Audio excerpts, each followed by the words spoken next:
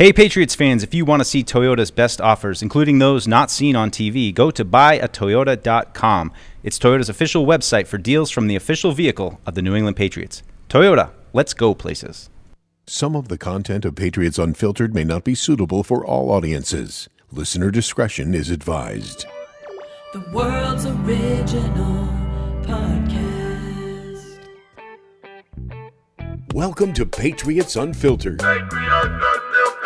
Hall of Fame visit from Andre Tippett. I'm a little nervous about that one. Yeah, we'll go down memory lane a little bit with He Andre. could hit you. Yeah, I don't want to ask the wrong question. Were uniforms a big deal? Like, did you care like if your uniform looked good or not? I didn't really care, but you do care about how you feel when you're running around out there. You want to make sure everything is in place. Yeah. And Didn't give you enough support in the Nah, right it was- areas. yeah, it was just, you pull, you want to put your stuff on. I know. Dan and I have been amazing. I mean, when I see him, man, I feel like, a long lost brother when I see him, man. And we have a long conversation. We talk, but I would try to hurt him. So here he is now, back from defending the Dr. battles. Gloom. The Dr. veteran. Gloom, Evan Lazar. Hello, Dr. Gloom. That's my new nickname. Yeah. I understand why you feel that there shouldn't be media in open locker room, but that's my favorite part of the day. When you have a party at your house, usually the bedroom's off limits. Once in a while, a couple will find their way in there, and you walk in on them. How old are you? It happens at all ages, Paul. Believe me. Are you serious? Oh yeah. Are you kidding me? This is Patriots Unfiltered. Presented by Toyota's official website for deals, buyatoyota.com. All right, we're here. It's Thursday. Well done. Deuce, that sounded like a Fred one, didn't it? What's Deuce. up, everybody? Welcome in to Patriots Unfiltered. Don't worry, Fred will be here. You just got to put up with a few minutes of Deuce holding the fort until the big boss man. Let's gets down. go. Let's go. It's Thursday. Places. We got picks. We got Alex. We got Evan. We got Paul. I'm Deuce. Fred will be here. We got picks. Gotta hurry. We got picks. Got to hurry. We got a bunch of injuries along the offensive line. Yeah, not good, Bob. Which is probably a great place to kind of kick the show off. I'm sure Fred will have some thoughts to share. But their whole offensive line, they all got the flu. No, they all have concussions or hamstring injuries. Or I think, Evan, you tweeted out, hard for City So and Trent Brown to get out of concussion protocol in time for this game, right? So, it's realistic that those two are going to be out this weekend. So I did some research on this last night, and the average concussion recovery time to get out of protocol last year, I didn't do this all research myself, I read an article about it, was 9 days. 9 days 9 times to get out of protocol. So basically, you miss one game, and then maybe you can come back for the game the following week. That seems more realistic. The Patriots all the players the Patriots put on concussion protocol last year, none of them played in the following game. So basically, I would prepare from this point on like the Patriots are not going to have Trent Brown on Sunday. What do you got? So let's operate under that premise, okay? Because you can't. I gotta get my You depth can't chart speculate up. on a concussion, right? So let's operate under the premise: no Trent Brown, no City So. What do we think the starting line looks like? All right, let's go left to right. How about Calvin Anderson? We're going to swap Calvin Anderson over to the left side. I'm going to start with that one. That's a logical move. Antonio Mafi, he can stay there, right? If Strange can't go.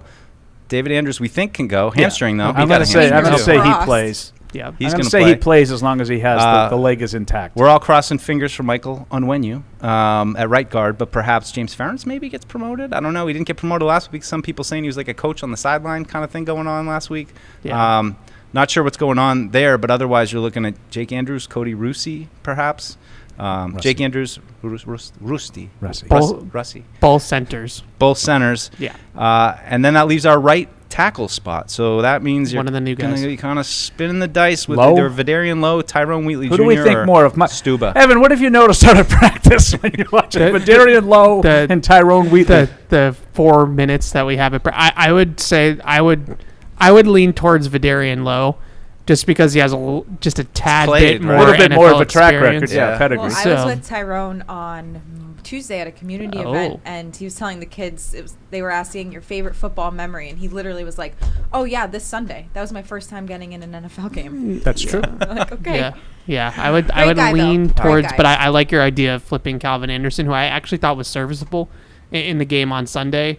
All things considered, going up against two really good edge rushers, no training camp, came in and didn't allow a sack. And most of the pressures that he gave up were late in the game. When conditioning was probably a pretty big factor for him. So I thought that early on he was really, really good in that game. Yeah, I like Evans' projected lineup. That's probably where I would go. And I guess if Strange can play and you get Strange and Onwenu back, I don't know. Like Mafi hasn't played any tackle or any center even, right? No. So like, I guess. You know, he obviously just gets kind of kicked down as the rotation. He's an extra guy, right? which is good because, like Evan just said, with Calvin Anderson having to go all 80 snaps, you wouldn't have to do that to Cole Strange and Onwenu. You can just keep rotating Mafi in anytime you want. But the tackle situation, I think you're probably going to see Vidarian Lowe. Where'd they get concussed too? That's kind of weird. You don't usually see they finish the game and then all of a sudden Wednesday they got concussions. Sometimes you don't realize you come in on right Monday, away. say I got a headache or whatever. I'm not feeling great, and that's when you end up. That might be your thing, Kevin. Did you get concussed this weekend? Not really. Maybe. Why? Do you have a headache?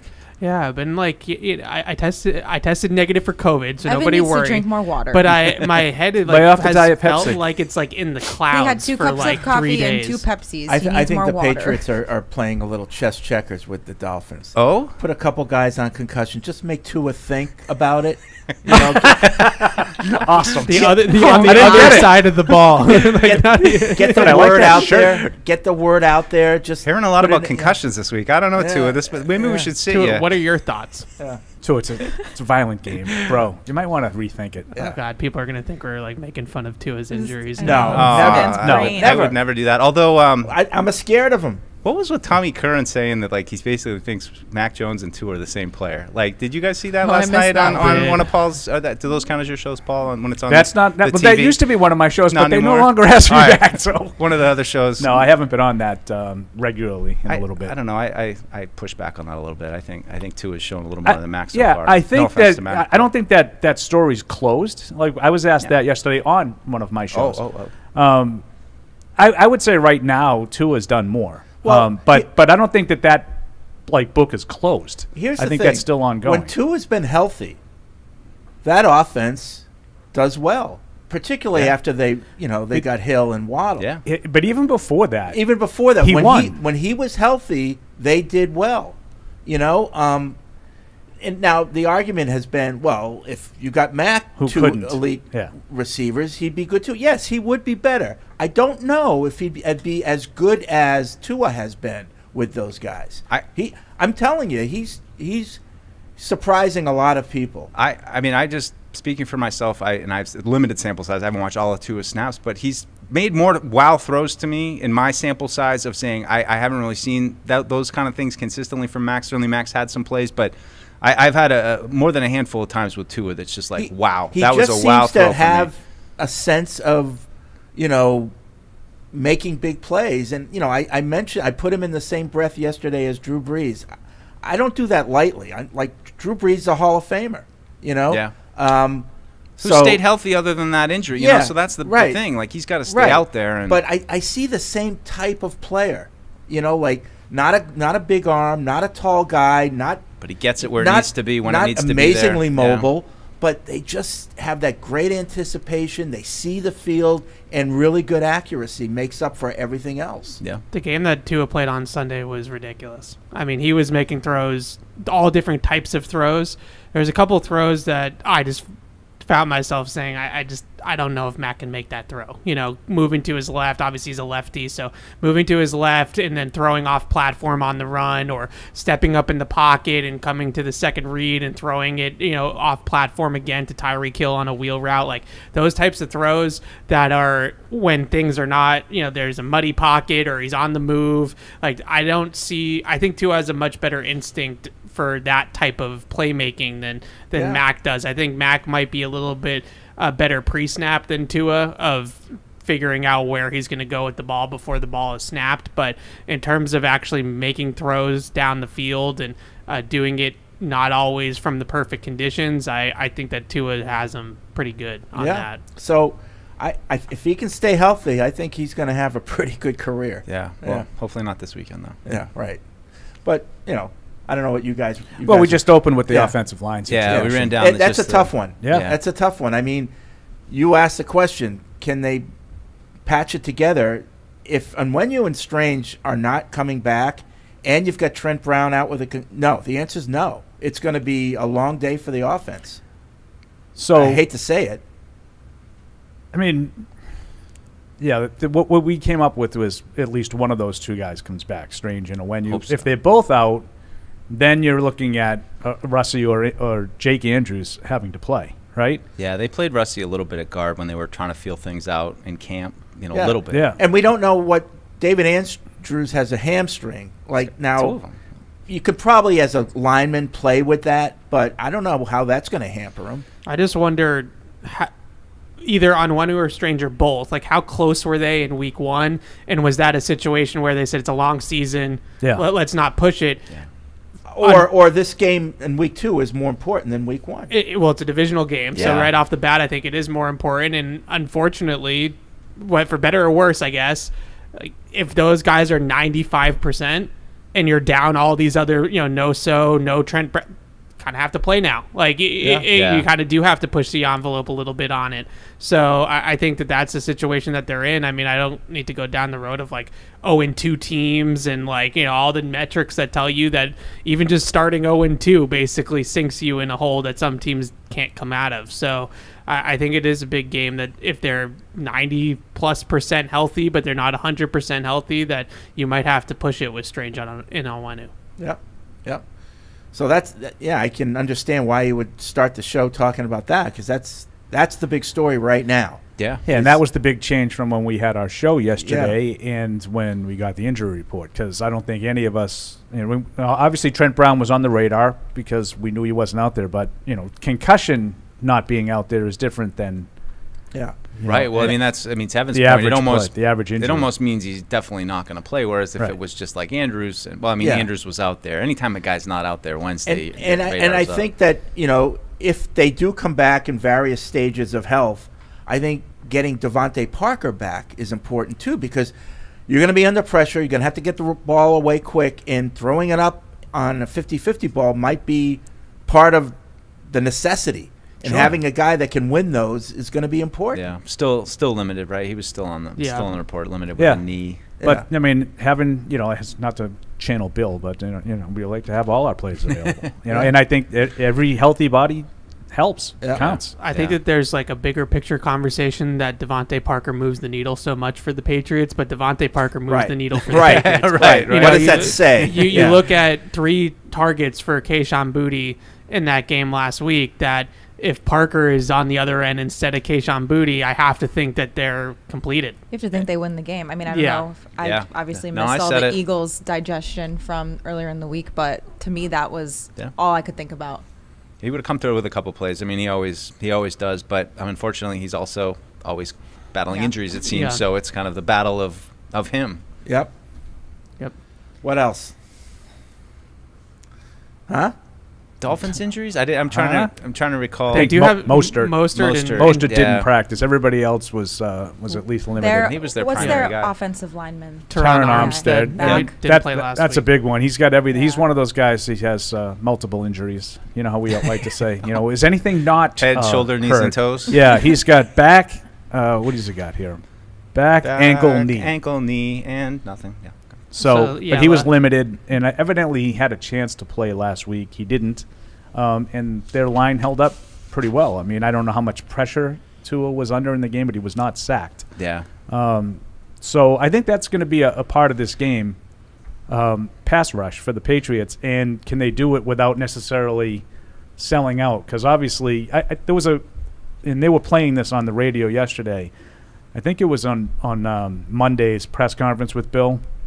It might have been yesterday's, I don't remember, but about, if you pressure him, you better get there. Yeah. And I think that's really true against a team like this. Yeah. I think that's a big part of their success with Tyreek Hill is that they're able to devote a lot of bodies there.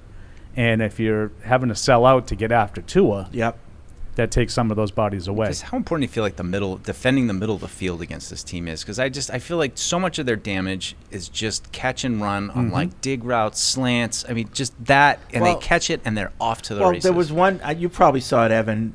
One of the all 22 people had a play from last game where San Diego had three guys high. Yeah.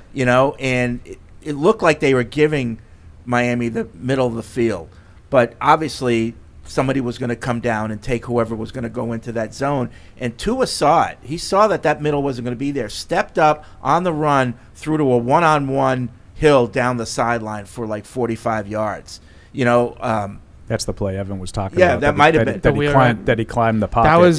That was the best throw I've ever seen Tua make. Yeah. That's not an easy throw. But that wasn't his first read, I don't think. No, it wasn't, and that was like Alabama pre-hip injury too. Like that. That's I think what impressed me so much about Sunday was the zip he had on the football off platform. I haven't seen that from Tua since he got hurt at Alabama with the hip. But it feels like that's the stuff you got to. I mean, he certainly is capable of doing it, but that's, I feel like, where you got to make him go. Got to at least force him to those do ones, it. Don't give him. I mean, look at the Waddle 4th down play last year in week 1. It's those kind of things where you miss one tackle, it's 6. Yeah. Yeah. So since the beginning of last year, Tua is by far the best quarterback in the league against single high coverage. Like you play cover 1, cover 3 against Miami, he's a 16-1 touchdown to interception ratio against cover 1. So why is that though? Like, I mean, is it specifically man coverage or just having one deep safety he's able to hit the sidelines? Yeah, I think it's, they have 2 guys that can beat man coverage.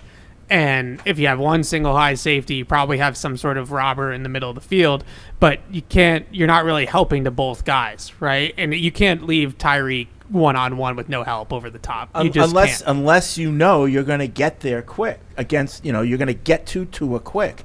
But that's a tough task. Yeah.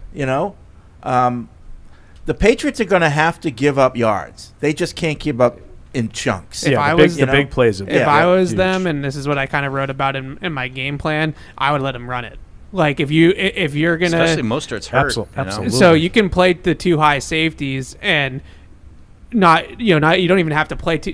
Waddle's gonna run it. Someone's gonna run a crosser. All right, it's either gonna be Waddle or it's gonna be Hill, but somebody's gonna run a crosser and somebody's gonna run a vertical. That's like their whole offense. So if you play the 2 high safeties and you either rotate one into the crosser or you keep both of them deep, it's going to invite the run. Like you're gonna have lighter boxes. But if Tua's handing the ball off, I think that's a win. Yeah, like I just agree. So I wouldn't call it double team both Hill and Waddle, but you can help to both Hill and Waddle. So that way it's easier for the corners to cover them in single coverage and then just let them run the ball. Well, this defense, the personnel packages that they throw out, the Patriots look considerably different than what they did with the Eagles. Because the Eagles have 2 pretty good receivers too. I don't know about considerably different. I mean, maybe the way they use their personnel a little bit. I mean, I think to Evan's point, are you going to go a little bit lighter? And if you do go lighter, does that mean, lighter on the back end? Do you want to go more heavy up front to balance that off, where you're, going with like Guy, Godchow, Wise up front, or do you continue to go towards Christian Barmore and Keon White and just go light all around the board and just say, hey, we're coming for you with Barmore and Aquale and Keon White, and we're not going to really play Godchaw and Guy and as much. Maybe make them throw it to the tight ends and stuff. Make them throw it to the guys they don't want to throw it to. I think they've done that a little bit. I think they did it in the opener last year down there. Obviously Tyreek Hill still had he got his game, but you're not gonna get really hurt by Durham Smythe and Raheem Mostert. I think those guys are dangerous, don't get me wrong, but I don't think they're going to do enough damage to beat you if you can contain the other 2. And, I know it's a big task, but I would expect a lot of bodies around those. I'd expect a lot of zones mixed in with the man. I know they play. What do you think? Did you have any breakdown zone man? They were last year. It seemed like last week. Last seemed week, like maybe like according I don't know. To Next Gens, they were high in zone. Yeah, they played a lot of zone. Yeah, but I think maybe like 40, 60, something like that. Yeah. Man zone. I think 40, we 60. like people think that teams play like 80% of man coverage. No defense plays the majority of their snaps in man coverage anymore. No. So you obviously always favor zone. Last year against Miami, in both games, even without Tua in the second game, the Patriots played a ton of zone coverage. Like 75% of their snaps are in zone coverage, and they just sagged off soft zone coverage. And if let's take let it him underneath, take like it underneath and A.J. tackle. Brown last week. You know, that was pretty much the game plan in both matchups. So I would expect a ton of zone coverage again in this game. Yep. Okay. 855-PATS-500 is the Ace Ticket hotline. Web radio at patriots.com is the email address. We've got picks later, so we have to hurry. Hurry up. Show within a show. They're going to be giving away T-shirts today. Great guest today. Great guest. You guys are going to want to listen to it. Yeah. Okay. Is it a secret? Matisse really. Okay. Well, I don't know. Do you want to tell? Should we tell him who it was? It was me and Evan. Oh. So I guess we are going to tell him. Wow. So it's not even a show within a show. It's just a show. Well, Matisse was saying it's kind of like Inception, where it's like show within a show within a show. So, what reality are we really in? We when we're on decided the show that I within a was show? Leo and he was Tom Hardy, in case you were wondering. I was born with it. Let's see. Okay, so let's get to some emails because this first half of the show we got to make hay with our listeners. David in Bethlehem writes in. He says he has a pet peeve. Wide receivers are not credited for balls that hit their hands and result in interceptions or for running wrong routes that cause them.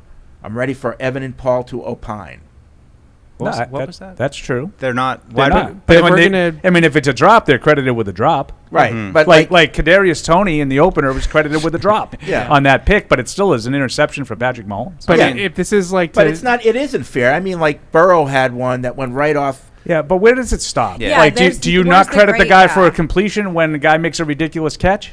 No, you do credit. Oh, no, you mean I the quarterback? know, but like Yeah. it all evens out. I guess so. I like that. plus if we're like saying that to absolve Mac Jones of the Kendrick Bourne interception, that No, Well, that yeah, was a ba- that I was wouldn't a- put that it was on a- Kendrick I Bourne. think I, that was a I bad- thought that was a bad throw. was a Yeah, horrible it was a bad throw. Kendrick Bourne Yeah. didn't really have a Overthrown chance. by- I'm just saying that Yeah. I've heard that and like, oh, hit him in the hands. Like, No, yeah, it I didn't. mean, Like it's 6 feet over his head, yeah, and he like had a he finger threw on a- it in a rocket 6 rainstorm. feet over his Should have head. caught it. I think Yeah. those kinds of things generally. I mean, it might interception wise, and maybe it doesn't even out. But I think there's plenty of times in the game where the receiver makes a really good catch that like the Hunter Henry one on Yeah, fourth down. right. Like not. Give Mac a half completion. Yeah, should you take that completion away and call it a fourth down stop? right. Spee writes in. He says dolphins are horrible creatures. The male That's bottlenecks engage in multi-day gang rapes and brutally kill baby porpoises and even commit infanticide against their own young. Everyone who opposes such behavior should be rooting for the Patriots this Sunday. Well, I don't oppose that behavior. No. I love this one. That's we good. get this Really? one every year, and I never knew any of I this. never knew any. yeah, of I this. never knew Dolphins are any bad. of it Should until we cancel the until our listeners. Dolphins? Yes, until our Dolphins are listeners. dicks? Make them I didn't know change their dolphins name were like we did dicks. to Yeah. Washington. I always Yeah. thought dolphins were like these gentle man. creatures who used to They like can be very vicious. My they biology steer teacher like got, humans out of I don't danger wanna when say she raped got by this a like. dolphin, but she got What did you just say? Excuse me. my I missed biology biology teacher in 6th grade Was went sexually on assaulted by swimming with dolphins and was sexually assaulted by a dolphin. Wow. Yeah, True dolphins are story. bad. Jess Omo, call in if you're listening. They so you Wow. know like Wow. when you get like the cans of soda or beer for Paul, you have like the circles, right? I'm sorry, I just had to. That was a you little know, like gratuitous. the plastic, right? Like that they. Oh, come yeah, in. yeah. Yeah, so yeah. like Oh, the you're rings. supposed They're to bad for cut the them up environment. for Yep. the Yeah. for the and So I'm going to leave them closed now. So they. So one Die, time I dolphin, started die. cutting them Throw up them and into the ocean. and Jess was like, "What are you doing?" And I was like, "Oh, like for the dolphins." She was like, "Screw the dolphins! Like they're terrible Oh, animals." man. And I had no idea. No, the PF. I almost called it PFW in progress. PU listeners. All right, I got to remember this. Illustrated that for me. 1220, my wife, huge dolphin fan, not dolphins, dolphin, has a dolphin tattoo, did dolphin research in college. She's very dolphin-y. The movie and so Flipper I'm going to have really her did tune great into for the this and dolphin give her brand. dolphin Okay. opinion. Relatedly, here's a news flash. Christian Barmore is about to drop his big Barmore. iron balls in the field and crush the enemy into a vapor cloud of dolphin meat powder. I would love that. Just I get heard her- a That's Dolphins. your boy. I heard He a is my Dolphins boy. podcast mention the Chargers had nothing approaching a Barmore-like presence in the middle, and also noting the Patriots-Dolphins matchup in the Brian Flores era averaged 2.2 possessions fewer than the league average, suggesting a relatively defensive affair. But honestly, my optimism for Barmore this week is purely emotional, and so I turn to your earnest evaluation. Is this a good spot for Barmore to burst nuts like an aggressive Oh, dolphin? Can Jesus before you but Christ. don't delete. So graphic. What was the possession thing? I was curious about that. During Flores, 2.2 less possessions. Why than- are we doing the Flores era? I don't know. Uh, That's what he did. Well, they were all close games, I guess. No, they were not close games. But No? but it does. I don't know. But like it's 2 years removed. Yeah. yeah, This is McDaniel's second year. yeah. Flores is like in Minnesota. And they could not be more different in terms of how they script the game. Right. Yeah. They've just been weird games too. Like I don't know. Going back and looking at some of them, like the Damian Harris fumble that when they were going into score in 2021, where they probably would have Who won. fumbled? Damian Harris. Who? Damian Harris. Who? Damian Harris. Wasn't it Was that Ramondre it? Stevenson?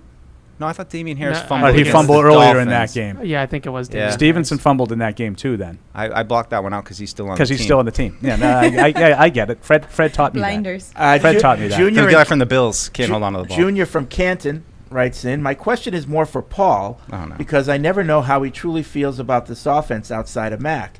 Maybe it's because anytime someone criticizes the weapons, I hear someone mutter Teflon Mac away from the mic.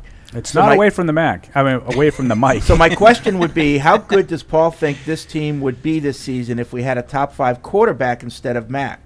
How good would they be if we had a top 10 quarterback? think I they'd just be want to really- I think nail they'd be down really how good. Paul feels about the offense around Mac, because to me, he seems to be unable to criticize the weapons without a snarky shot at Mac, which is fine, by the way. I love the great white snark, but it makes it difficult to understand his level of concern for each issue separately. Yeah, I mean, right now the offensive line is an issue. That's a concern. No matter who that's the quarterback that's not a will be. Teflon Yeah. Mac You could concern. have Mahomes and you'd be like, You're down. I mean, theoretically, you could be down 4 offensive linemen. That's a big deal. Okay, so Yeah. that's not a. I'm talking at relative health. I think if you had like Mahomes was the quarterback, or Josh Allen was the quarterback, or Joe Burrow was the quarterback, you'd be much more productive. Oh, yeah. Yeah. That's what he asked. If there was a top 5 quarterback, how would you feel about it? I say I Yeah. think they'd be fine. Yeah. I think they'd be one of the more productive offenses in football. I think if Kirk Cousins No, I was the don't. quarterback, I think we'd be better. That's gone too far. You might be Yeah, no. better, but No, I don't. right now, I feel like that's kind of the stage level of their career. I'm Mac's not saying, at. Yeah, that's I'm how not I- saying Mac's never going to be as good as Kirk Cousins, but in this stage of their career, right now, if Kirk Cousins had a whole off season with this team, they'd be in better shape. Yeah, Maybe a it's little it's bit. hard. It's hard to like quantify exactly how good. But I think that they would be a very productive offense consistently, because I think Bill O'Brien does a good job of, just like I thought Josh did 2 years ago. Obviously they weren't as good last year with guys that were out of position calling the plays. I think they'd be better if they had a better quarterback. I mean, is that? I don't think that's all that controversial. No, I think the biggest thing is I keep going back to is like what's elevating the offense right now, other than O'Brien, who I think is. But I don't think that the receivers are difference makers, and I don't think the quarterback's a difference maker. So if you put a difference maker in at quarterback, then I think it would be better. it would make a difference. If you put a difference maker in at receiver, I think it would be better. Groundbreaking Right? stuff. So That's Right. a good way to put it. Right, but in the reason, but when I talk about it like that, it's not like I don't think that they. I just feel like the success they had was based off of some adjustments on Sunday, and all of a sudden they started springing guys open. Now I don't know enough about all of the X's and O's to tell you exactly Whoa. what everything was. Whoa. This Uh-oh. is God. not related to the Patriots at all. but The Red Sox have fired Chaim Bloom. Yeah, I thought there was a chance the way that Wow. people were talking yesterday. I thought there was a chance that some of those guys knew something the way they were talking. Wow, I think Peter Abraham said, that's do huge. something so now. much for like being happy the way he's building the farm system, right?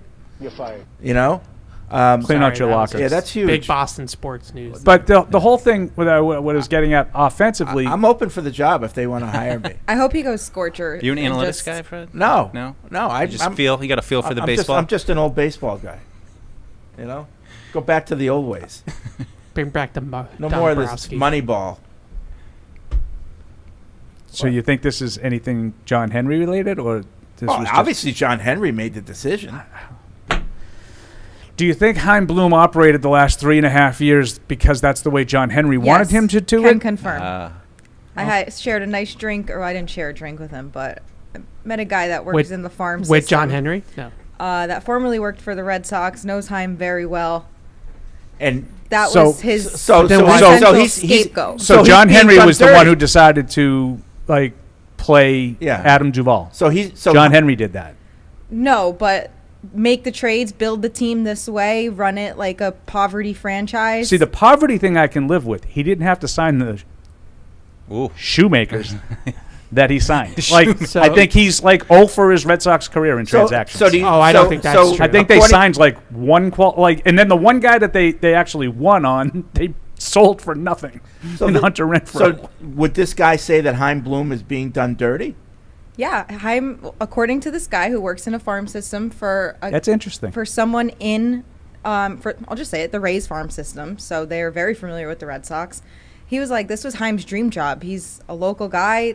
Like, he came in here bushy-tailed, wide-eyed, and he's just kind of taken the bad rap for everything he was told to do. And the way to do it. I think he was told to pay payroll. I don't think he was told to bring in bad players. If he was given a budget, yeah. they're like I think middle of the table in terms of spending in the MLB, which is a spending league. Like, that's, there's no cap, so it's a spending league. But at the end of the day, Paul's right. I mean, it's not like they didn't spend on certain play. Like, Justin Turner's making decent money, and he was a good pickup. Like, I don't agree with Paul on that. Like, no, Justin Turner was a good pickup. Obviously, it's not 100%. Yoshida ended up being 100% right about Yoshida.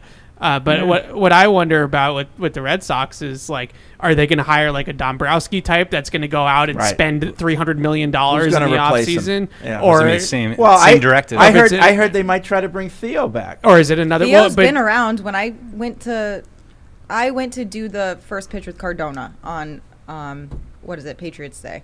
Theo was chilling in the back, like hanging out in the front offices. I was like, that's literally Theo Epstein right there. So he's around. I don't know. I heard something about baseball, but I heard about Theo yesterday a little bit, and that he's looking for, like, what he's looking for in salary. Like, this is like $10 million a year or whatever, plus points with the team. Oh, jeez. So Smart. Part ownership. Yeah, he's looking for a lot. So I wondered if the Red Sox are going to pull a Celtics.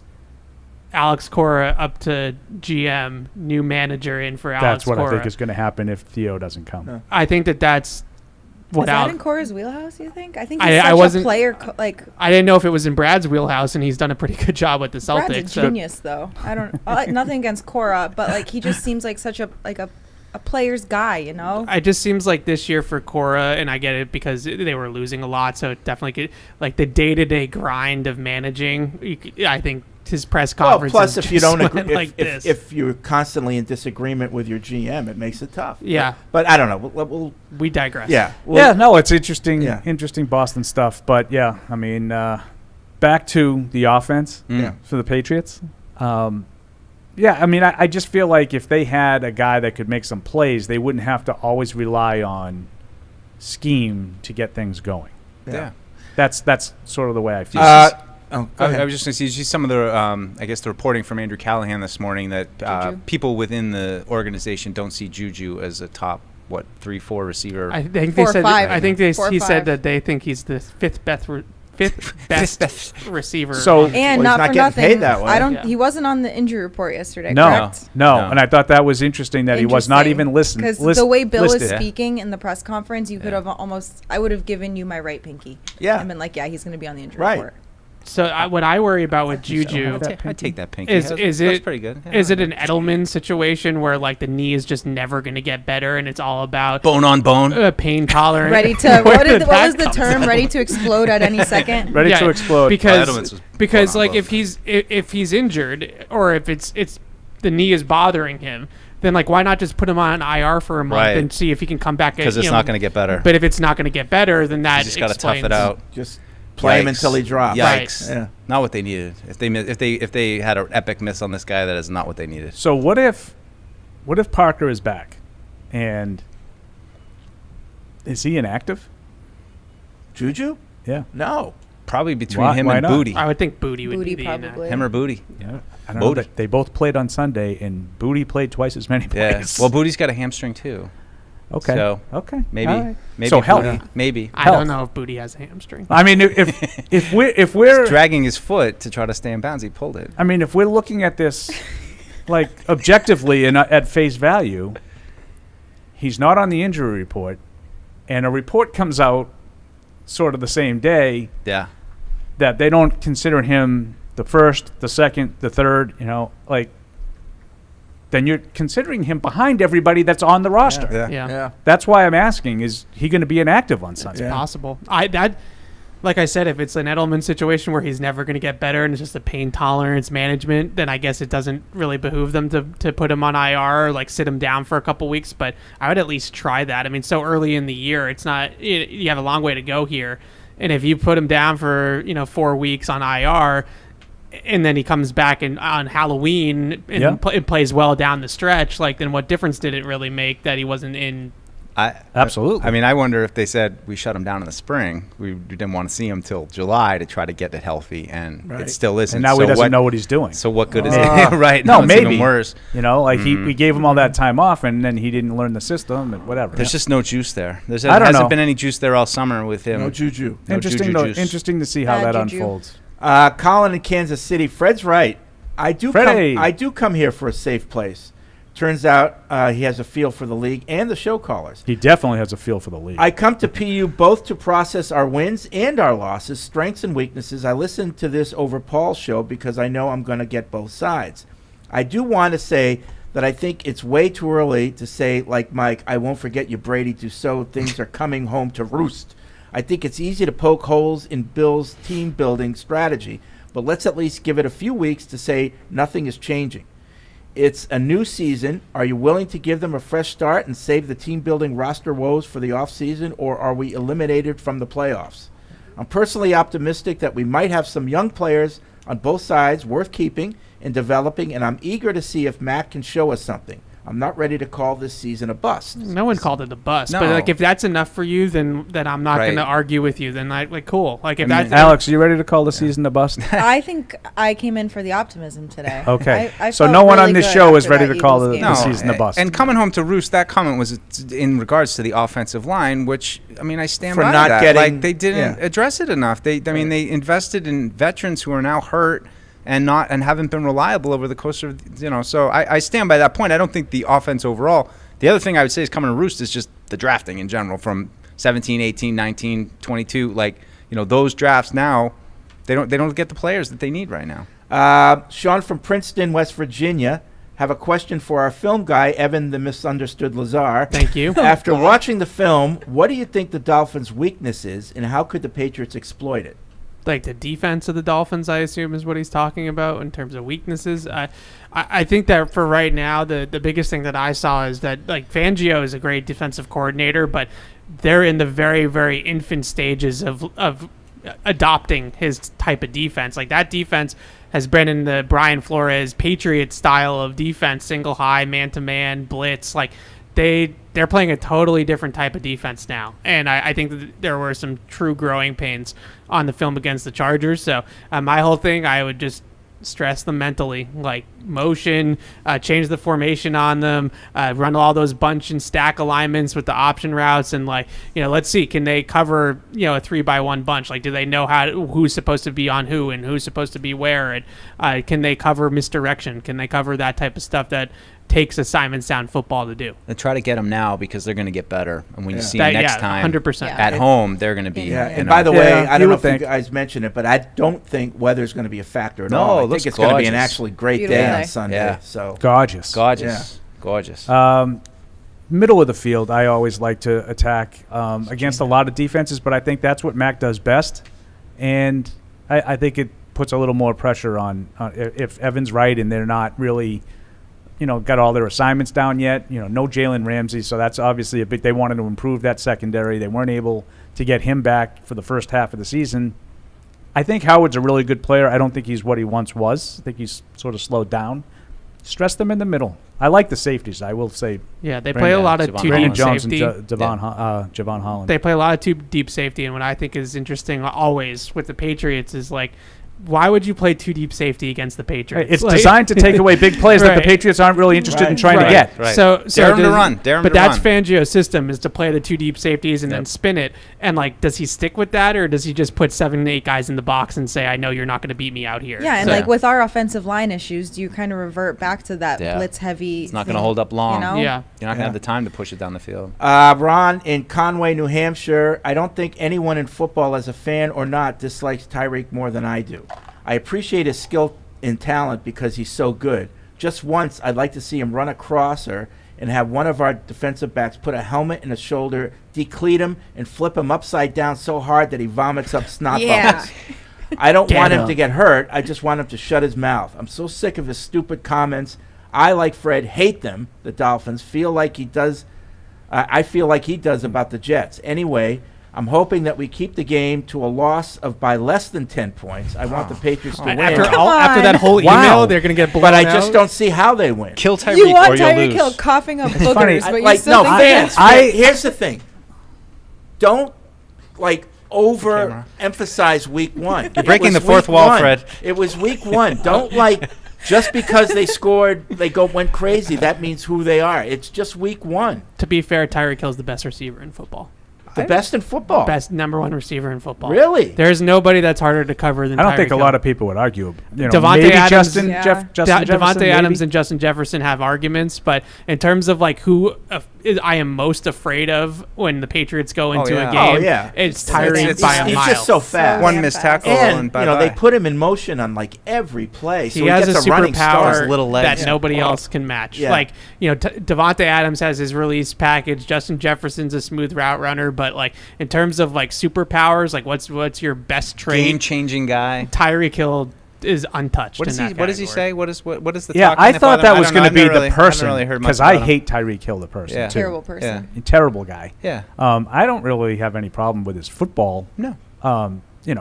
Bravado. I don't really see him talking. I did see a video clip of I guess Welker's the coach, the wide receivers coach, and Tyreek had seen something, and they had a successful play based on that. And Tyreek was like coming over to Welker and saying, "I told you." And Welker's like, "Just tell me everything. Tell me everything." It's kind of a funny interaction between them. But I don't know. Nothing really that Tyreek's said has bothered me. It's just his he's play. no. Well, off the field, he's not a. Can we get into Stephon Diggs? He's Did you see that, Fred? He's no Boy Did you Scout. see What what happened? Stephon Diggs' brother?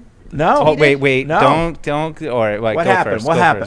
first. No, there's two different things. You go first. What Well, there was happened? an incident yesterday where a Bills team reporter This is was talking about Oh, I did see Stephon. that. Yeah, I did see he'll MF you to hey, your Matt. face. And it she wasn't- had to issue an apology? No, it was Cross so her dumb. off the list. Whoever did her dirty like that, I would, if I were her, I'm fighting that person. Yeah, I am I'm with Alex losing on every this. ounce of But civility why would she I have to apologize for that? Because you take the quote out of context and you're like, oh, that's Yeah. bad. Oh, wait a minute. You actually listen to her and you're like, are you serious? Who would ever clip this and try to make her look Oh, I think this she was bad? done dirty because we've all been around that podium mic when it's hot, and we're all talking. And she's laughing when she's saying it. She's Right. saying it almost Yeah, I don't buy endearingly. that part of it. So that was BS. I gotta one listen to on it. I gotta listen her to it part. directly. I heard it. Yeah. I thought I think she The was fact that completely someone done clipped that dirty. was And she's ridiculous. been on our show. We had her on our show last year on our pregame show. I think she was definitely done dirty. And I've been around that microphone and said things that I would not want to be public. Shocker. And someone's like, no, but seriously, Always a when hot you're mic, here, gotta if you be say something careful. stupid, at That least you was know. not that bad. There was a microphone on that maybe she wasn't thinking about, and I do think Alex is right about that. I So do then- also think that's what she thinks. Yeah, well, she's right. I thought So I then- thought the apology was lame. So Brother Diggs was like, Brother Diggs. his brother tweeted. Trayvon. Okay, Trayvon Matthew Diggs Slater. was like, Brother Diggs over there. I did channel Slater there. I absolutely channeled Slater there. So Trayvon said, my man's not safe there. We got to get him somewhere safe. Oh, Quote tweeted no. Yeah. something. So I I'm don't like, blame oh, that. man. That's exactly how I 'Cause would there was, feel. it already It's a felt team like That's exactly there was how I a would feel. drama Get him brewing. out. The team with did it. That's Stephon exactly how I would feel. And the team, and now the brother's like, we have to get him man. out of there. We got That's to get funny. him somewhere Did safe. you see the was clip, too, quote. of I'm him looking telling for Come to it. Foxborough. Package deal, Steph That's what Diggs I'm and George saying. Pickens. Yeah. Get all the bad guys, according to Mike, out. Oh, I'll be so nice to you in New England, Right. Steph. You'll For the never record, say that. I will You'll never never say say that that. about But you. seriously though, like I mean, is Not on the record. Is something brewing there? Did you see Diggs go up to Allen afterwards? Like, be smart. Like Right. he's Yeah, like I think so. you know, Well, like McDermott was doing it. There He was was drama pointing to his this head. offseason, I mean, too. Who are the Bills playing this week? I don't know. We got Raiders. picks. Yeah, if they lose this game, there will be problems. No, him going up to him on the sideline was totally just a teammate, like trying to I hype up agree. his guy. But the other thing too is watch. I'm gonna play Mike's side of the street. Yeah, come. That's because Diggs was a big part of the game. yeah. Diggs had a big He game, was fine. and I wonder if he goes up to him, I have 3 for 22, and he goes, and Josh Allen has the same game, and you're like, what are you doing? Throw the ball to me. yeah. But to be fair, like that last drive of the fourth quarter that sent the game into overtime, it was just Allen to Diggs, Yeah. Allen to Diggs, Allen to Diggs. And like in my head when I was watching that live, I was like, Mac to Right. Bourne. It should be. Bourne. Or, last year would have been Myers, because but it should be that Bourne. drive, although Well, they but didn't, it's not going to be the same result as No, I know, but you need that one guy who, if there's anyone on the Patriots right now, it's Bourne. they didn't score a touchdown to win the game, but they put it into overtime. And what I thought of was Gronk in Pittsburgh, right? Like it was just you knew everybody in the stadium knew that he was going to Gronk, but it didn't matter. They still couldn't stop Forget it. about Pittsburgh. Gronk in Denver that year that they lost. Oh yeah, I that mean, was like that was any- the ultimate. any of I the mean, Gronk times just that- put the team on his shoulders. Any of the times, that Gronk or even Edelman and KC and the AFC, Yeah. like you knew that Edelman was going to run a crosser and Brady was going to hit him, and you knew that Diggs was going to run some sort of route on the outside and Allen was going to hit him, and that's the difference right now between the Patriots and these other It's like teams. Justin Jefferson last year against the Patriots. Yeah, you just can't stop the guy. So Fred, I was just watching some highlights over your shoulder. You know how like you talk about like the week one stuff, you can't get lost in the week one stuff. And you're totally right. But like I just look at the week one stuff, like Matthew Stafford stinks. He's throwing for 100 yards to Tutu Atwell and something named Puka Nakua. Like I'm sorry, he's not bad. Puka Nakua is. I know He who was he a is. really good undrafted rookie. A really good undrafted guy. You can't control his name. But he's, All right. he's undrafted. He's a system receiver. Let's go to some phone calls. He's a system We'll go receiver. to Todd, North Carolina, on the Ace Ticket Hotline. What's up, Todd? So let me start by saying I was trying to be supportive for you guys last call. I don't know because you guys still kind of went a little bit off after I called, so apologize if it didn't come across right. Number two, I think that until I heard about the line, I was thinking that we actually had a chance to win this game. I thought we could run the ball on them and run the ball down their throats, but I don't know about that now.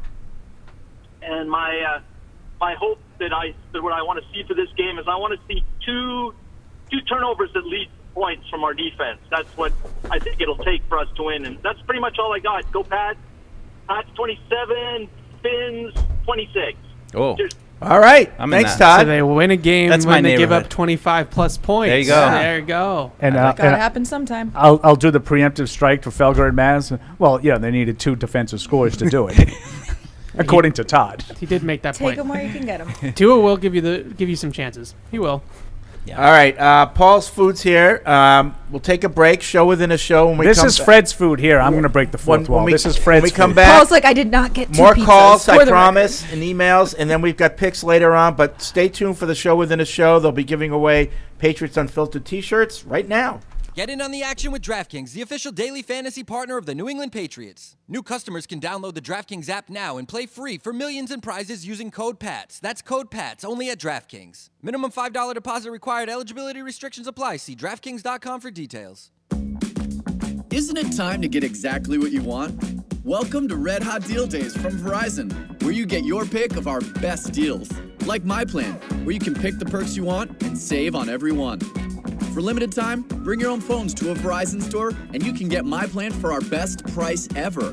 Get exactly what you want in your phone plan and only pay for what you need. Bring your phones to your Verizon store today and get My Plan. These deals won't last. It's your Verizon. And we're back to the show within a show.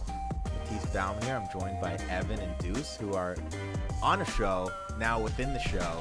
The showception. I don't know what we got going on. Showception. Exactly. Am I Leonardo DiCaprio in this scenario? Of course. Of course. Deuce is Tom Hardy. Oh, that's what I was going to say. I want to be That's a Tom good Hardy. one. That's a good one to be. Boy. All right. Well, That's my bane right there. We'll start with some quick trivia for the ever sought after Patriots Unfiltered T-shirt. So let me get in. Don't answer the questions, guys. Oh, yeah. All right? Thanks for the reminder. Question 1. Who was the long snapper for Adam Vinatieri's game-winning kick in Super Bowl 38? That's a good one. That's a good one. All Good right. luck, everybody. And question 2. Wait, 38 or 36? 38. Panthers. Already Panthers. did 36. Panthers. Oh. We did Holder last time. This is the long Yeah, snapper. okay. Question 2. Just clarifying. Exactly. All right, so let me repeat that. Question 1. Who was the long snapper for Super Bowl 38 for Adam Vinatieri's game-winning kick? Question 2. In Super Bowl 20 versus Chicago Bears, which Patriot scored their only touchdown of the game? If you listen to the Tip Show, then you would know the answer. There you to go. Question 3: What Patriots quarterback led them to their only 2 wins in the 1992 season? I witnessed that in person, and it was pretty painful. So all the people that are out there complaining about the Patriots, go watch the 92 season, and get back to me. There we go. So me. All right, guys. I want to see bad offense. We got a fun topic this week. Week 1 is in the books, and we are going to talk about top rookie performances throughout the league. This can include Patriots players too, by the way. But dang it, Tease. We will. We're just going to talk about what we saw.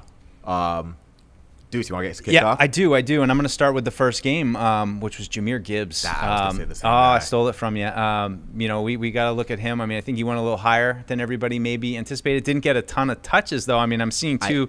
I think he 7 rushes, 42 yards. Yes, thank you. And I think he made like 27 people miss tackles on it, which is what he does. So I just thought it was an interesting. I think it's a theme a lot with these rookies that we're probably going to talk about. Didn't play a lot, but were really effective in small spurts. What if he did play the whole time? Right, like he would. What would he do? Was stealing touches. Yeah. He slipped on a potential walk-in touchdown. I thought he had him. I thought he had him. He did. Yep. If he didn't slip. But he looks dynamite. It looks well worth the pick. And we talk so much about weapons here. That he's a weapon, and I'm sure that he's only going to get more productive as he plays more. I'm gonna go next. I already think I know who Evan's going to talk about. Oh yeah. I'm going with this. Was if the pass didn't take Gonzo, this was my guy, Jordan Addison. He kind of balled out. He had 4 receptions, 61 yards, touchdown, big difference maker. He's able to play across from Jefferson and Hawkinson very well. So I think he's a guy able to plug in right away and make some people miss. So he really stood out to me. But Evan, I'm gonna let you go because this is probably your guy. It's gonna be painful. We just got some sad music there. I'm gonna take a deep breath. That's right, guys. He's good. I tried to tell you.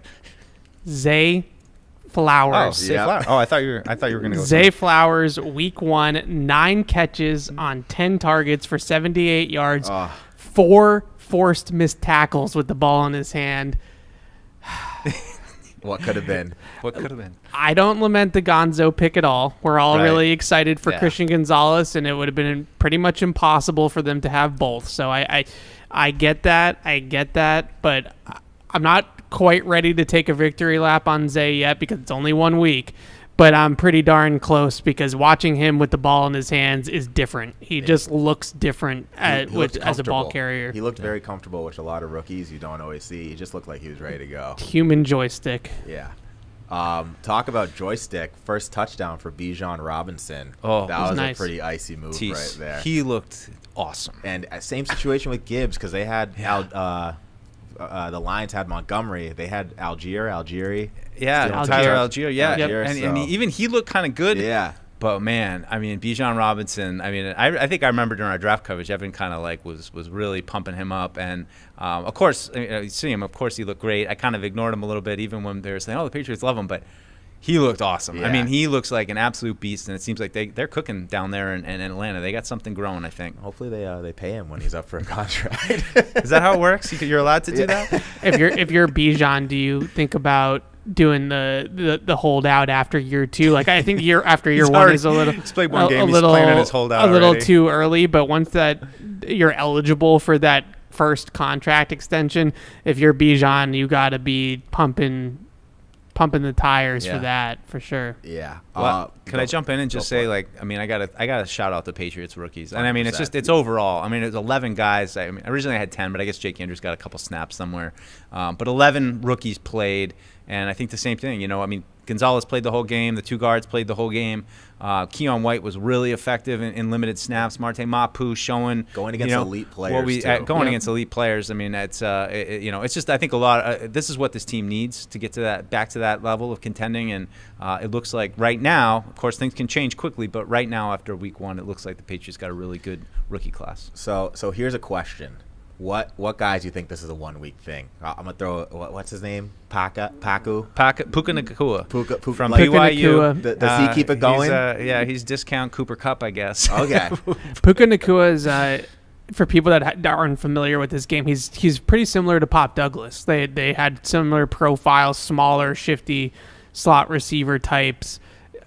it might be a 1 week thing, but he was definitely one of those players in the draft process that if he had gone to like an Alabama or something like that and did the same thing that he did in college, then maybe he gets drafted a little bit higher. But because of the school similar to Pop Douglas, he doesn't get drafted quite as high because of the level of competition. And but his route running is legit. He's a shifty, dynamic route runner. So we'll see if it sticks. And then one other guy who stood out, I didn't get to watch all the games as much as I wanted to, but Will Anderson on the Texan, he was kind of a force to be reckoned with. Yeah, he's a good player, and him and Jalen Carter. Yep, Jalen Carter. We saw that up close. Hey, he's going against backups. 8 quarterback pressures for Jalen Carter in that game on Sunday against the Patriots, and he was a difference maker for Mac Jones not being able to step up in the pocket, forced a few errant throws as well. So yeah, he had a great game. Out of the Pats rookies, who was your number one rookie, you think? I think it's got to be Gonzalez. I mean, as intrigued as I am with Mapu and White, and I think that they could be really good just to, and I know he got picked on. I mean, he allowed some completions, but he didn't get burned deep. And, he was a real solid tackler. I think that was one of the things, a little bit of concern about. But anytime you can go against those two receivers, put him out there. He held his own, came up with some big plays. The sack was totally unexpected. I mean, I don't know where Steve Belichick's like, hey, let's blitz Gonzalez out of the slot all of a sudden. Yeah. But they're having some fun with him, and I like it. You just see the difference that athleticism makes for them. It's just crazy. It's like, are you going to go against A.J. Brown or Devontae Smith? Like, you got a little of both. A little of both. Yeah, the obviously the fourth down pass breakup is the big one, but he made a tackle on A.J. Brown on a third down play coming across the field that, like Deuce was saying, that was the knock. And I think what you see along with the sack is the closing speed, that even when he does give up a catch, he's so explosive coming out of his footwork that he can just kind of go ahead and limit those yards after the catch. But I'll give Keon White a shout out. You go up against Jordan Mailata and Lane Johnson and have a 28% pressure rate on your 23. I mean, that's saying something about that. I mean, he walked Jordan Mailata, put him on skates, who's a 380-pound left tackle, and just drove him back into the quarterback. You're watching it right now on your phone still, it's like my home screen. It's just on repeat.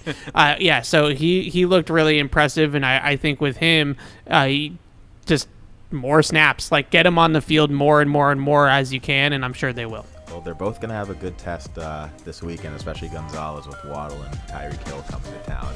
But thank you guys for joining the show within a show. Remember, the first people that got their trivia answers in to webradiopatriots.com get an Unfiltered t-shirt, and let's get back to the show. And now, great moments in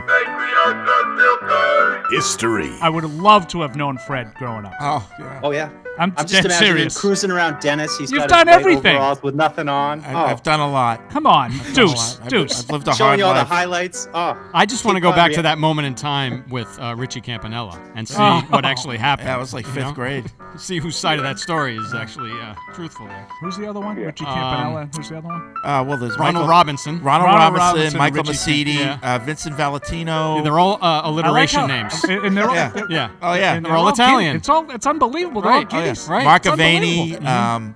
Yeah, I know them all. I remember them like it was yesterday. God bless you. Yeah. That's why Eric and I have always gotten along with you, because Yeah. you've been surrounded by good Italians. Blue all your collar. life. Blue collar. I don't know why they had to be blue collar. I mean, That's another great moment from All right, back here on Patriots Unfiltered. 855-PATS-500 is the Ace Ticket hotline. Web radio at patriots.com is the email address.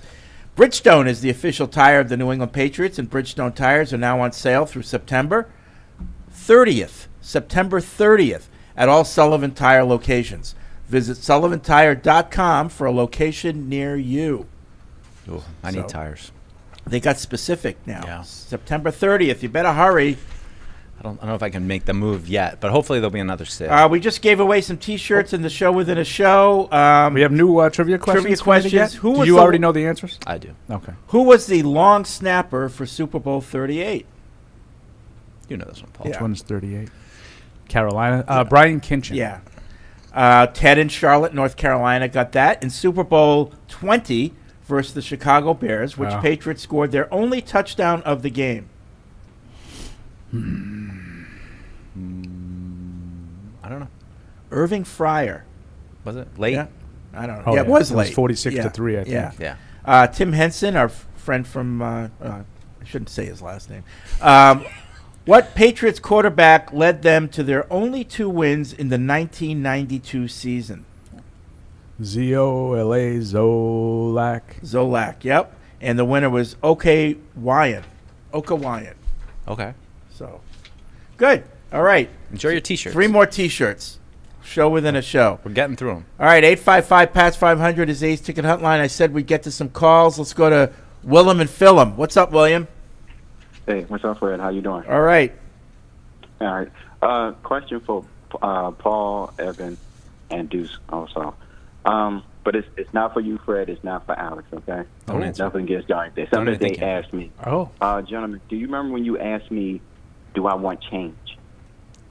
In terms of as far as the team, the coaching, like at the time, basically. And, you know, and I agree with you. I told you I did want to change.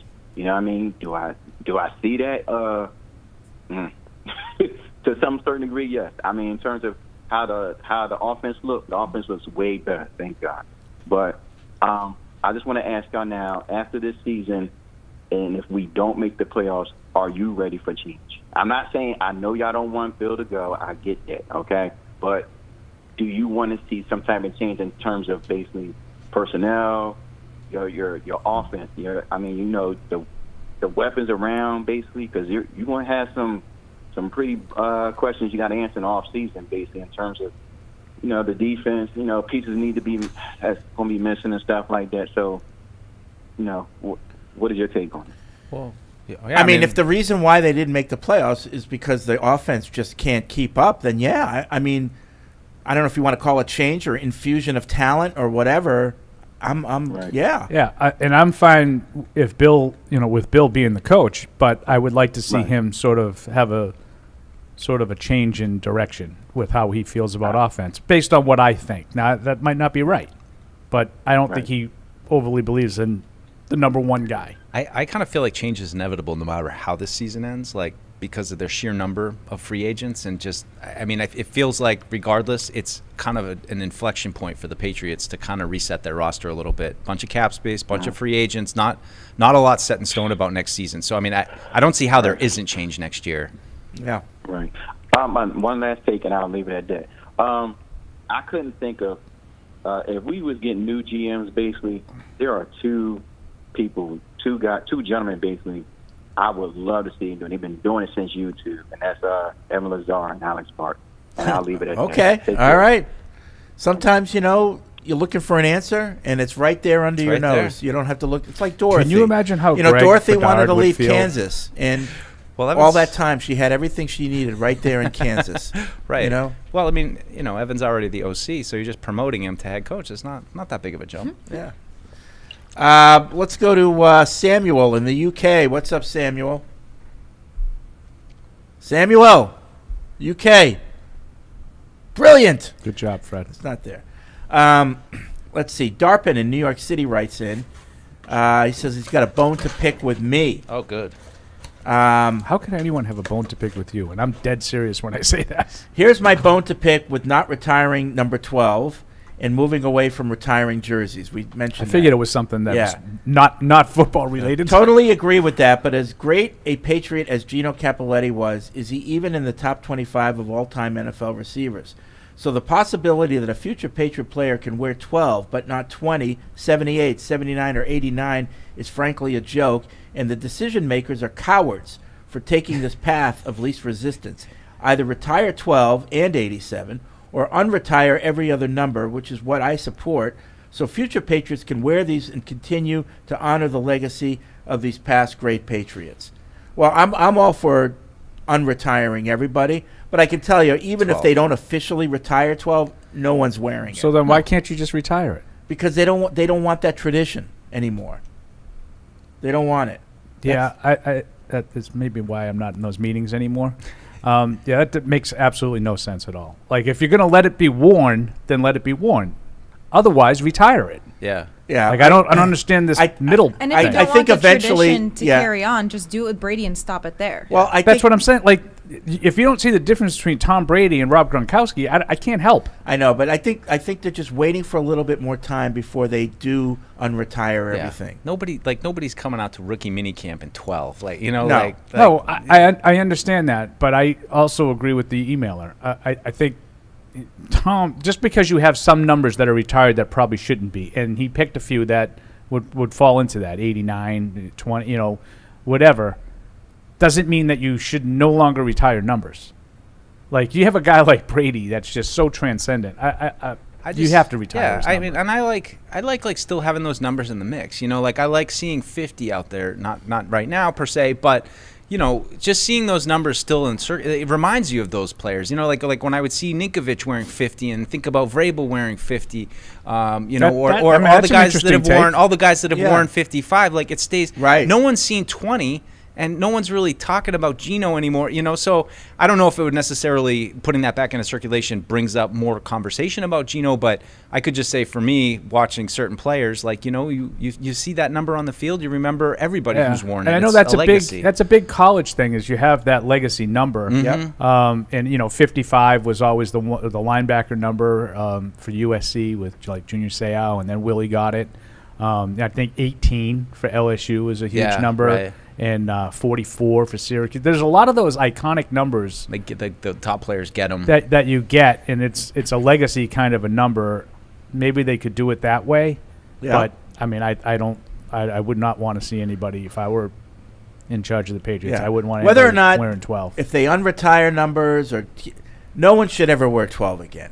I think the best thing would be, can 12 put everything else back into circulation and make a ceremony out of it. Have that player come in if they're still around and able to, and do some kind of gesture where it's putting it back in and honor those people a little bit. Again, bring them up. I mean, talk about a guy like Bob D, who was just kind of thrown under the bus as well. He shouldn't be retired now, but it's still a player that had a lot of time here and deserves some respect, or at least some acknowledgement at this point. Well, and listen, I hate to disrespect all the people that have had their numbers retired, but to lump Brady in with that, it's not right. No, you got whatever you do for Brady has to be above and beyond what you've done for anyone in the past. I don't know if that's a statue or whatever, but that's why it's such a nice thing to say we're going to retire his number, but that's it. Everything else is coming back, and now there'll just be one standard, and from here on out, that's the number that's retired. I'd be in favor of the Hall of Famers. Like, keep the Hall of Fame numbers, like, Tip, Hannah, those numbers, keep them out of circulation, and then everybody else goes back in circulation. Sure. But I don't have a problem with retiring the numbers either. Like, you obviously thought enough of the guys who were retired at the time to do it. Yeah, the problem is they started doing that before the team had won anything. Right, so the bar was just... In football, when you start giving out individual stuff before your team has ever accomplished, it throws it out of whack. Yeah. Because, like what happened here, then all of a sudden the team does all this great stuff, and... It's the guys who played... A guy who played a decade and made two All-Pros. You got to wait. You got to wait. Yeah, but I don't know. I mean, I can't speak to the guys that played in the 60s. I just don't know. But, Mike Haynes deserves to have his number retired. Okay, the Hall of Famers, but, they did it with a lot of guys who wouldn't even sniff. Well, I said I don't know. I mean, I don't know that to be true. I mean, you might be right. I don't know who those 60s guys are. I don't know Bob D and Geno. I never saw those guys play, not even one play. Yeah. So I can't tell you how deserving or not deserving they were. I don't really care that they were on teams that didn't win Super Bowls. That's not my criteria for retiring someone's number. Obviously Brady's different, but There are other guys that were great players that didn't win Super Bowls. I'm saying you don't even start a physical Hall of Fame, or just you don't even establish a Hall of Fame until your team has accomplished some winning. Yeah. You just don't do that. When were all those numbers? I just think it's a whole different argument. We're talking about individual accolades, because not a team Hall of Fame. I know, but you're judging guys he was the best player on our team, but our team stunk. Yeah, but that's not what... Okay, I mean, maybe I'm giving too much. I don't think that someone got their number retired because they were the best player on a team that won 2 games. I think they got their number retired because they were one of the best players in the league during the time that they played for the team. Maybe that's wrong. I never saw any of those guys in the 60s play. My earliest recollections are the late 70s. So there's a lot of guys that had their numbers retired I never saw. But I assumed those guys were among the best players in the AFL. Yeah. Not best player on the Patriots that went 3-11. Maybe you're right. Maybe that's what Bob D and was it Jim Lee Hunt too? Yeah. And Gino, Larry Eisenhower. I don't know. I never saw any of those guys play one game. Yeah. Maybe those guys were just the best players on the Patriots, and they shouldn't have had their numbers retired. I don't know. Yeah. So it's a conversation that will be ongoing. Sure. Until the powers that be decide what they want to do. Ray writes in, I have nothing worthwhile to add, but I do have a question about the show within a show. Was this name workshopped? I feel like the PU halftime show would have been a better ring to it. I like that too. And you can get it sponsored by Jersey Mike's or Paul's Tender and Wings joint in section 117. It's Fred's Tender and Wings joint. Listen, I'm open to it. Yeah, I thought halftime show was a good name, but no, they just picked it. Is that what you wanted, halftime show? I didn't really. Well, no, I just thought that. I just started calling it a show within a show because that's what it is. But name. I didn't know it was happening until it had already happened. Was referred. What it was referred to as. Shows you where I rank. But the PU halftime show, I don't know. Yeah, kind of like it. You could do make a little graphic, with famous halftime shows from Super Bowl history. Put Matisse in there, maybe on Janet Jackson's body. Yeah, it'd be fun.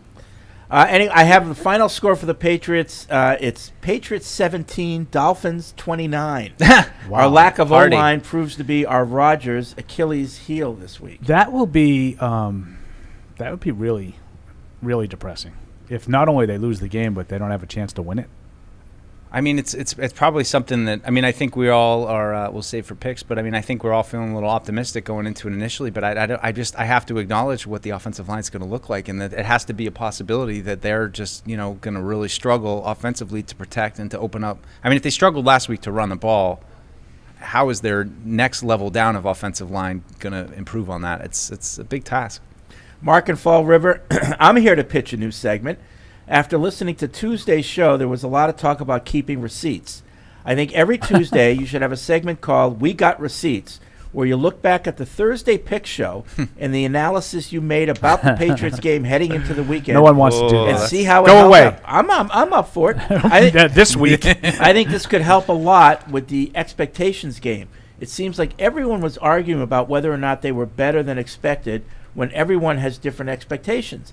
This way, you can look back and see what you expected heading into the game and whether or not you were accurate. I think you have a similar thing pre- and post-game with your predictions. Yeah. But I thought this could be a good discussion on Tuesday's show.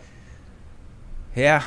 I don't know. Cold takes exposed. Sometimes you're on it. But you know what? I think the thing that's hard with predictions, though, is that sometimes the game just goes sideways for a particular reason, and nobody really saw it coming. And so it's perfect. Like, there were a lot of people that thought the Patriots were going to win against Philadelphia, right? And Fred, your guys on 98.5, the betting, the bankroll boys, Sharps. right? What are the Sharps now?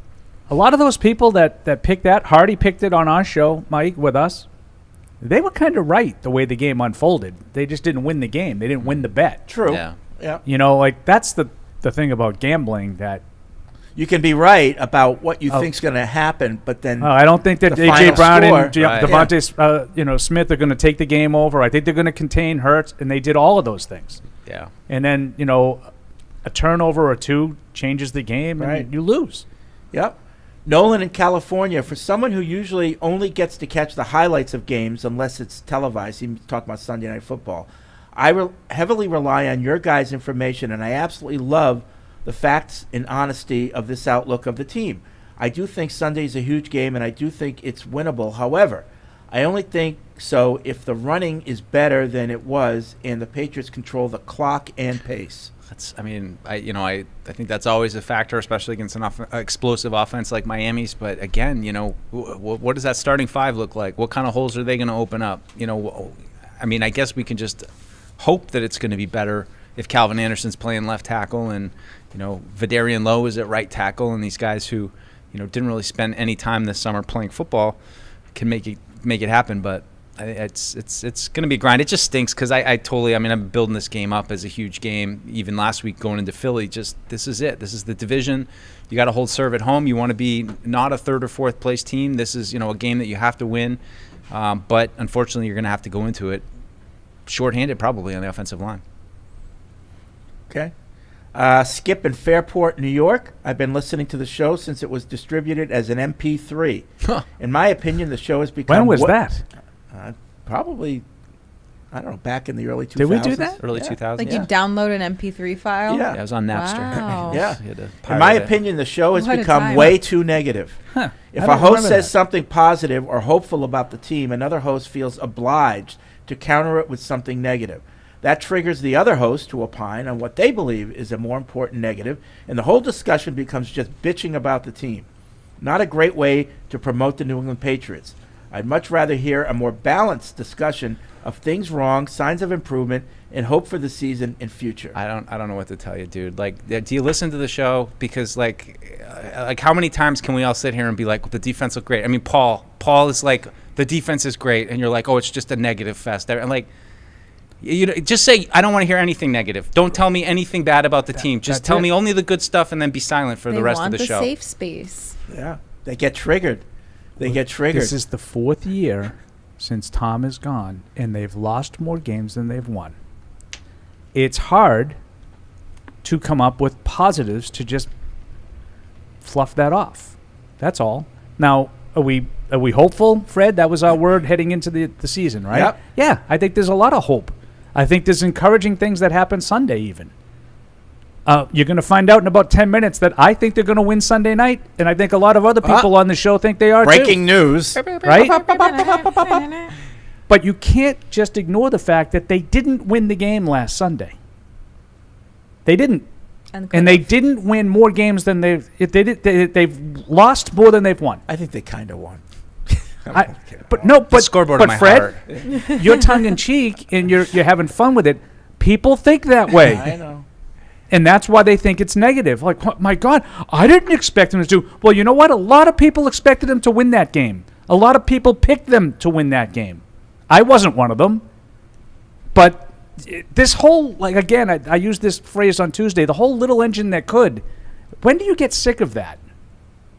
When do you get sick of, even, all due respect to Robert Kraft, who said last week at the ribbon cutting ceremony, I kind of like being picked to finish last. Really? Why?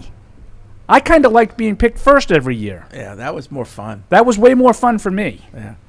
12 wins. I like dominating. I know Deuce was bored with it, but Steve in Fresno on the Ace Ticket Hotline. What's up, Steve? It's Keith. Keith in Fresno. Okay. Good job, Matt. Matt's a little distracted. He's yeah. I got a defensive-minded question and then a couple comments about the offense. Let's go. Do you guys believe a 3-3-5 defense could work against Miami's offense? Too bad Evan's not here. Yeah. No, I mean, I think they're going to swing back and forth. I don't mean. No, you tell me. I think they need to be keeping everything in front. I don't think it's all that complicated. You got to eliminate the chunk plays with Miami. I think you can dare them to run. Sure, you want to go light up front because you want to have extra bodies back. I think that makes all the sense in the world. Absolutely. Right.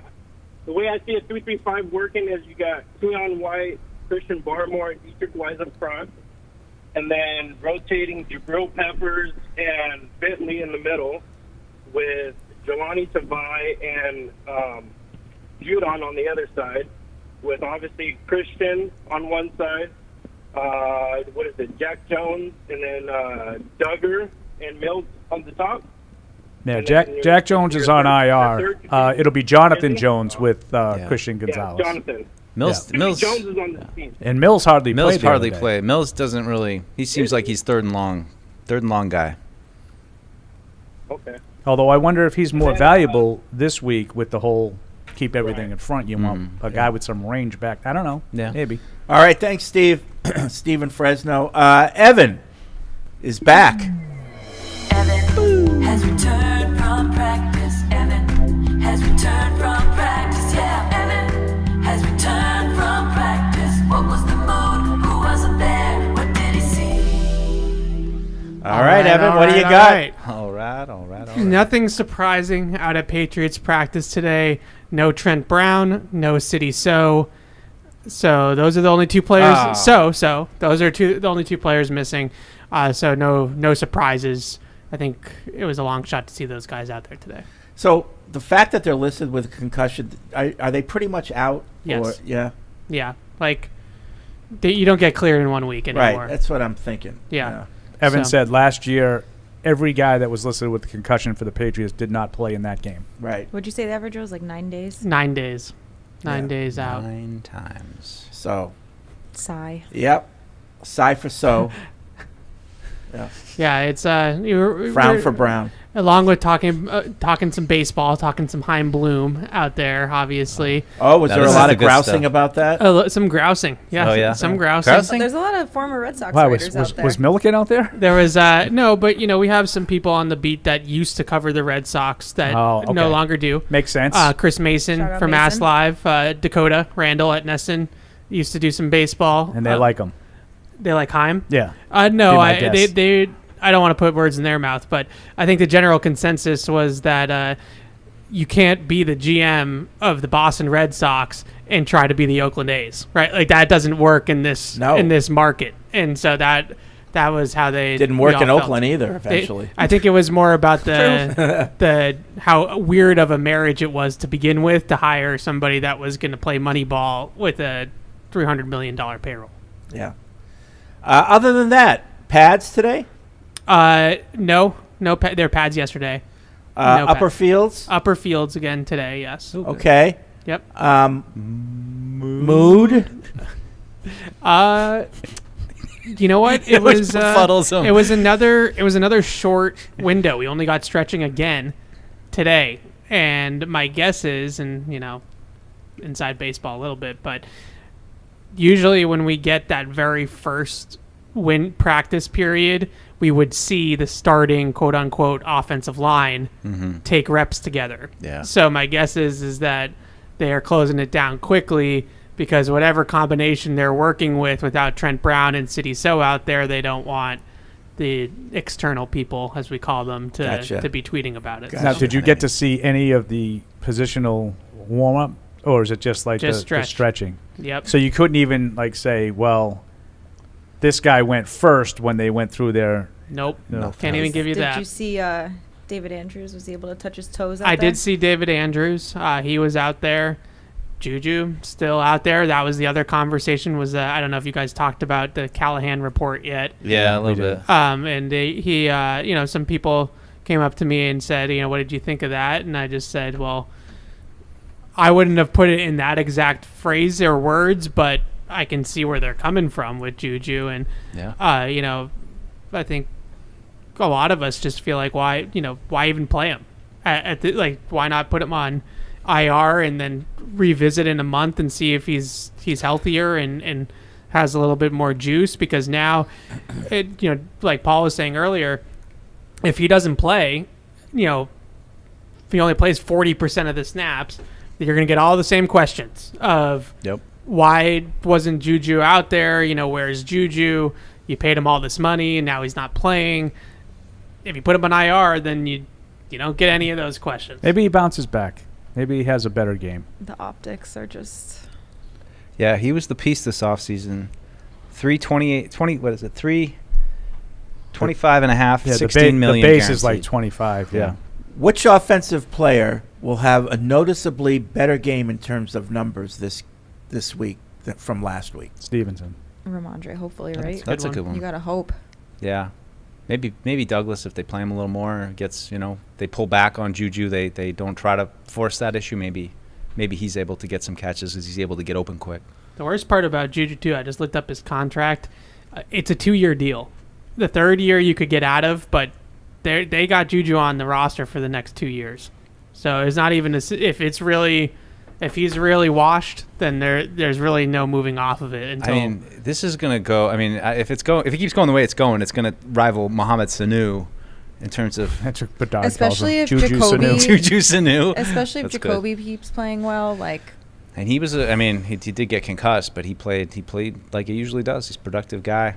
I'm surprised though. Seemed to be getting into the nonsense with some guy from the other team. Went after him. Really? But he got a penalty after his first touchdown. He got a penalty for taunting. And then that guy, I think the same guy came back and whacked him good, and he had to leave the game with a concussion. Would you be surprised if Ty Montgomery had noticeably better numbers this week than last week. No. So that's what in one of Mike's questions, like a guy on offense, that's the guy I picked because, and I know I'm probably being a little too hard on Zeke the first game, but I'd like to see some of those touches go to him, Ty Montgomery. I think you might as well ride it out while he's healthy. Yeah, right. Maximize his potential to impact the offense a little bit. I think he only had two carries out of the backfield. I think that was it. Yeah, I mean, like five catches for 14 yards for Zeke. Give 3 of those catches to Montgomery and see if he can get more yards. There's also one of the sacks that Mac took in the fourth quarter. It looked like he was looking to throw it to Zeke in the flat to get the ball out, and Zeke didn't turn his head around quick enough. And so Mac he actually pumped it and then just ate it. So I wonder if that's Ty Montgomery, if he gets into the route just a step or and a half quicker or gets his head around a little bit faster. I don't think it would have been a big gain. Like there was a defender right there in the flat that probably would have tackled him pretty quickly, but at least it's not a sack. Yes or no? Chad Ryland has a 45-plus yard field goal this week. Yeah, sure. Yeah. That definitely. was not said with conviction. I don't know. Maybe. I mean, it's good. It's going to be good weather, so I would hope that. I'll say yes. I think maybe good point. They think points are at a premium, and I just like to see him get a chance. Let's hope he doesn't need to kick a 45-plus yarder. Right. Let's hope it's closer, or they get in the end zone. Or let's hope that they actually kick the field goal. That's what you took the words out of my mouth. Wow. You guys are so negative. Alex, and then now you're going to try to out-negative him, and then they out-negative somebody, and then they out-negative somebody. That's what happened. And so it's just on. negative. And so on. 4 days later, I'm just still completely flabbergasted that Bill Belichick, of all coaches, went for it 4 times on 4th down. And people are mad about it. Now, I know the context, right to be, but it's always like, he's not aggressive enough. Like, he's got to go for it. He's over the last couple of years since they really started tracking this kind of stuff, he's been one of the least aggressive 4th down decision makers in the league. Do you think there's any chance that he deferred to Bill O'Brien, said, Bill, what do you think? And Bill said, let's go for it? Maybe. I don't know, but it's funny because when you look at the chart of like who's been the least aggressive guys, it's all the old heads. Like it's like Pete and Bill, and it was Zimmer for a while in Minnesota. Like it's all the older coaches, and then like Staley goes for it like every time, right? Yeah. So it's you can tell it's the guys that like grew up in football in a different league that think, oh, it's a game of inches. I always felt that Bill used to be very aggressive on 4th down. Do you think? But I agree with Evan. He hasn't been. Do you think Brady. if they still had Folk, they would have tried to just get the points, or no? Same decision? No, I think he would have gone for it because I don't think he felt like they were going to get back down there. I think he made a mistake. Your point about O'Brien, I don't dismiss anything, Freddie. Maybe O'Brien did have something to do with it. My guess is no. I think he decides if they're going to kick or go, and O'Brien decides what the play is. Ford in Savannah, Georgia, this is a reactionary email to all of the fans who have been complaining about your supposed negative takes. The reason why you are my favorite podcast is the way you all share what you believe to be true about the team. To have, in my opinion, the most fair and balanced collective view is a testament to the work that you do. It is also a testament to your employer, Mr. Kraft, for allowing Patriots Unfiltered to publicly speak candidly about the team. This is an example of how to have class as an organization, to put that feather in your cap or that snap in your slot and know that you are appreciated. Oh, thanks. Put it in your pipe and smoke it. Or Hardy's vape. Yeah. Appreciate that. Don't bring up the blunt talk again. We should probably tell Hardy that he shouldn't keep his little vape machine out during the show. Is that why the press box was all cloudy? Yeah, no, he wasn't in the press down box. Here. I'm just kidding. Down here. Hey, man, you watching a game down there? You got the brake on? Did he smoke cigarettes before or just pick up Oh, vaping? yeah. Oh, yeah. Oh, yeah. So I guess it's a... No, he's okay. Yeah. Let's go smoke that joint. Well, he's a DJ and a music guy, so they all smoke. He does a music I thought shows, that was like... Don't you use like the uppers, though? Not the... Do everything. Okay. Yeah. Whatever. I'm down. The uppers. Bob in Wilmington, North Carolina. Here's a what's stuff. more likely game. Mac has another 3-touchdown game this week, or the Dolphins force Mac into turning the ball over 3 times. 3-touchdown game. He's not going to turn it over 3 times. Yeah. I'm going to stay positive. I agree. Our defense scores. I'm kind of tired of getting yelled at, so I'm going to say 3 more touchdowns. Paul's been beaten down. Yeah. Our defense scores a touchdown, or our special teams has a kick return for a touchdown. Sunday. Defense scores a touchdown. Oh, yeah. That's just more likely in general. The Patriots pitch a shutout and dominate Miami, or Bill lets our rookie kicker try a field goal from 50 yards plus. Oh, that's easy. The field goal. Field goal. They're not going to shut up. And prediction, Patriots move to 500, beating Miami 27-20 with a Mac Jones touchdown to Booty on the final drive. I don't know if it would be a booty, but yeah. All right. It's about that time. We don't have any buys this week, so we have to hurry. What? That extra game. It's like an extra 40 minutes. Yeah. All right, Paul, what happened last week? Well, you know, that was pitiful. Somebody has a feel for the league, and his name is Fred Curry. He didn't think he did. He got it back somehow. How much gloating did you do last year, on Tuesday about Aaron Rodgers? Gloating? No. Fred feels bad. I told you so. None of it. I hate to, like, it sucks. I said it sucks for the league because the league would have been more fun this year with Aaron Rodgers in it. But, like, I can't help but smile for not for Rodgers, but for the Jets fans. It's like, yeah, you thought you had it? You have a choice. There's another team in town that you can be a fan of. You don't have to be a Jets fan, and yet you choose to do that. Well, then that's what you get. That's what you get. You haven't learned. That's what you get. I'm not counting the Jets out. You F around and you find out. No, there'll be a problem for everybody. The defense. But, are they going to be? They'll probably have. They probably have better problems than the Patriots have right now. With at least they have, Garrett Wilson and Breece Hall looks unstoppable. Listen, I said they're still in it. Yeah. They're not out of it.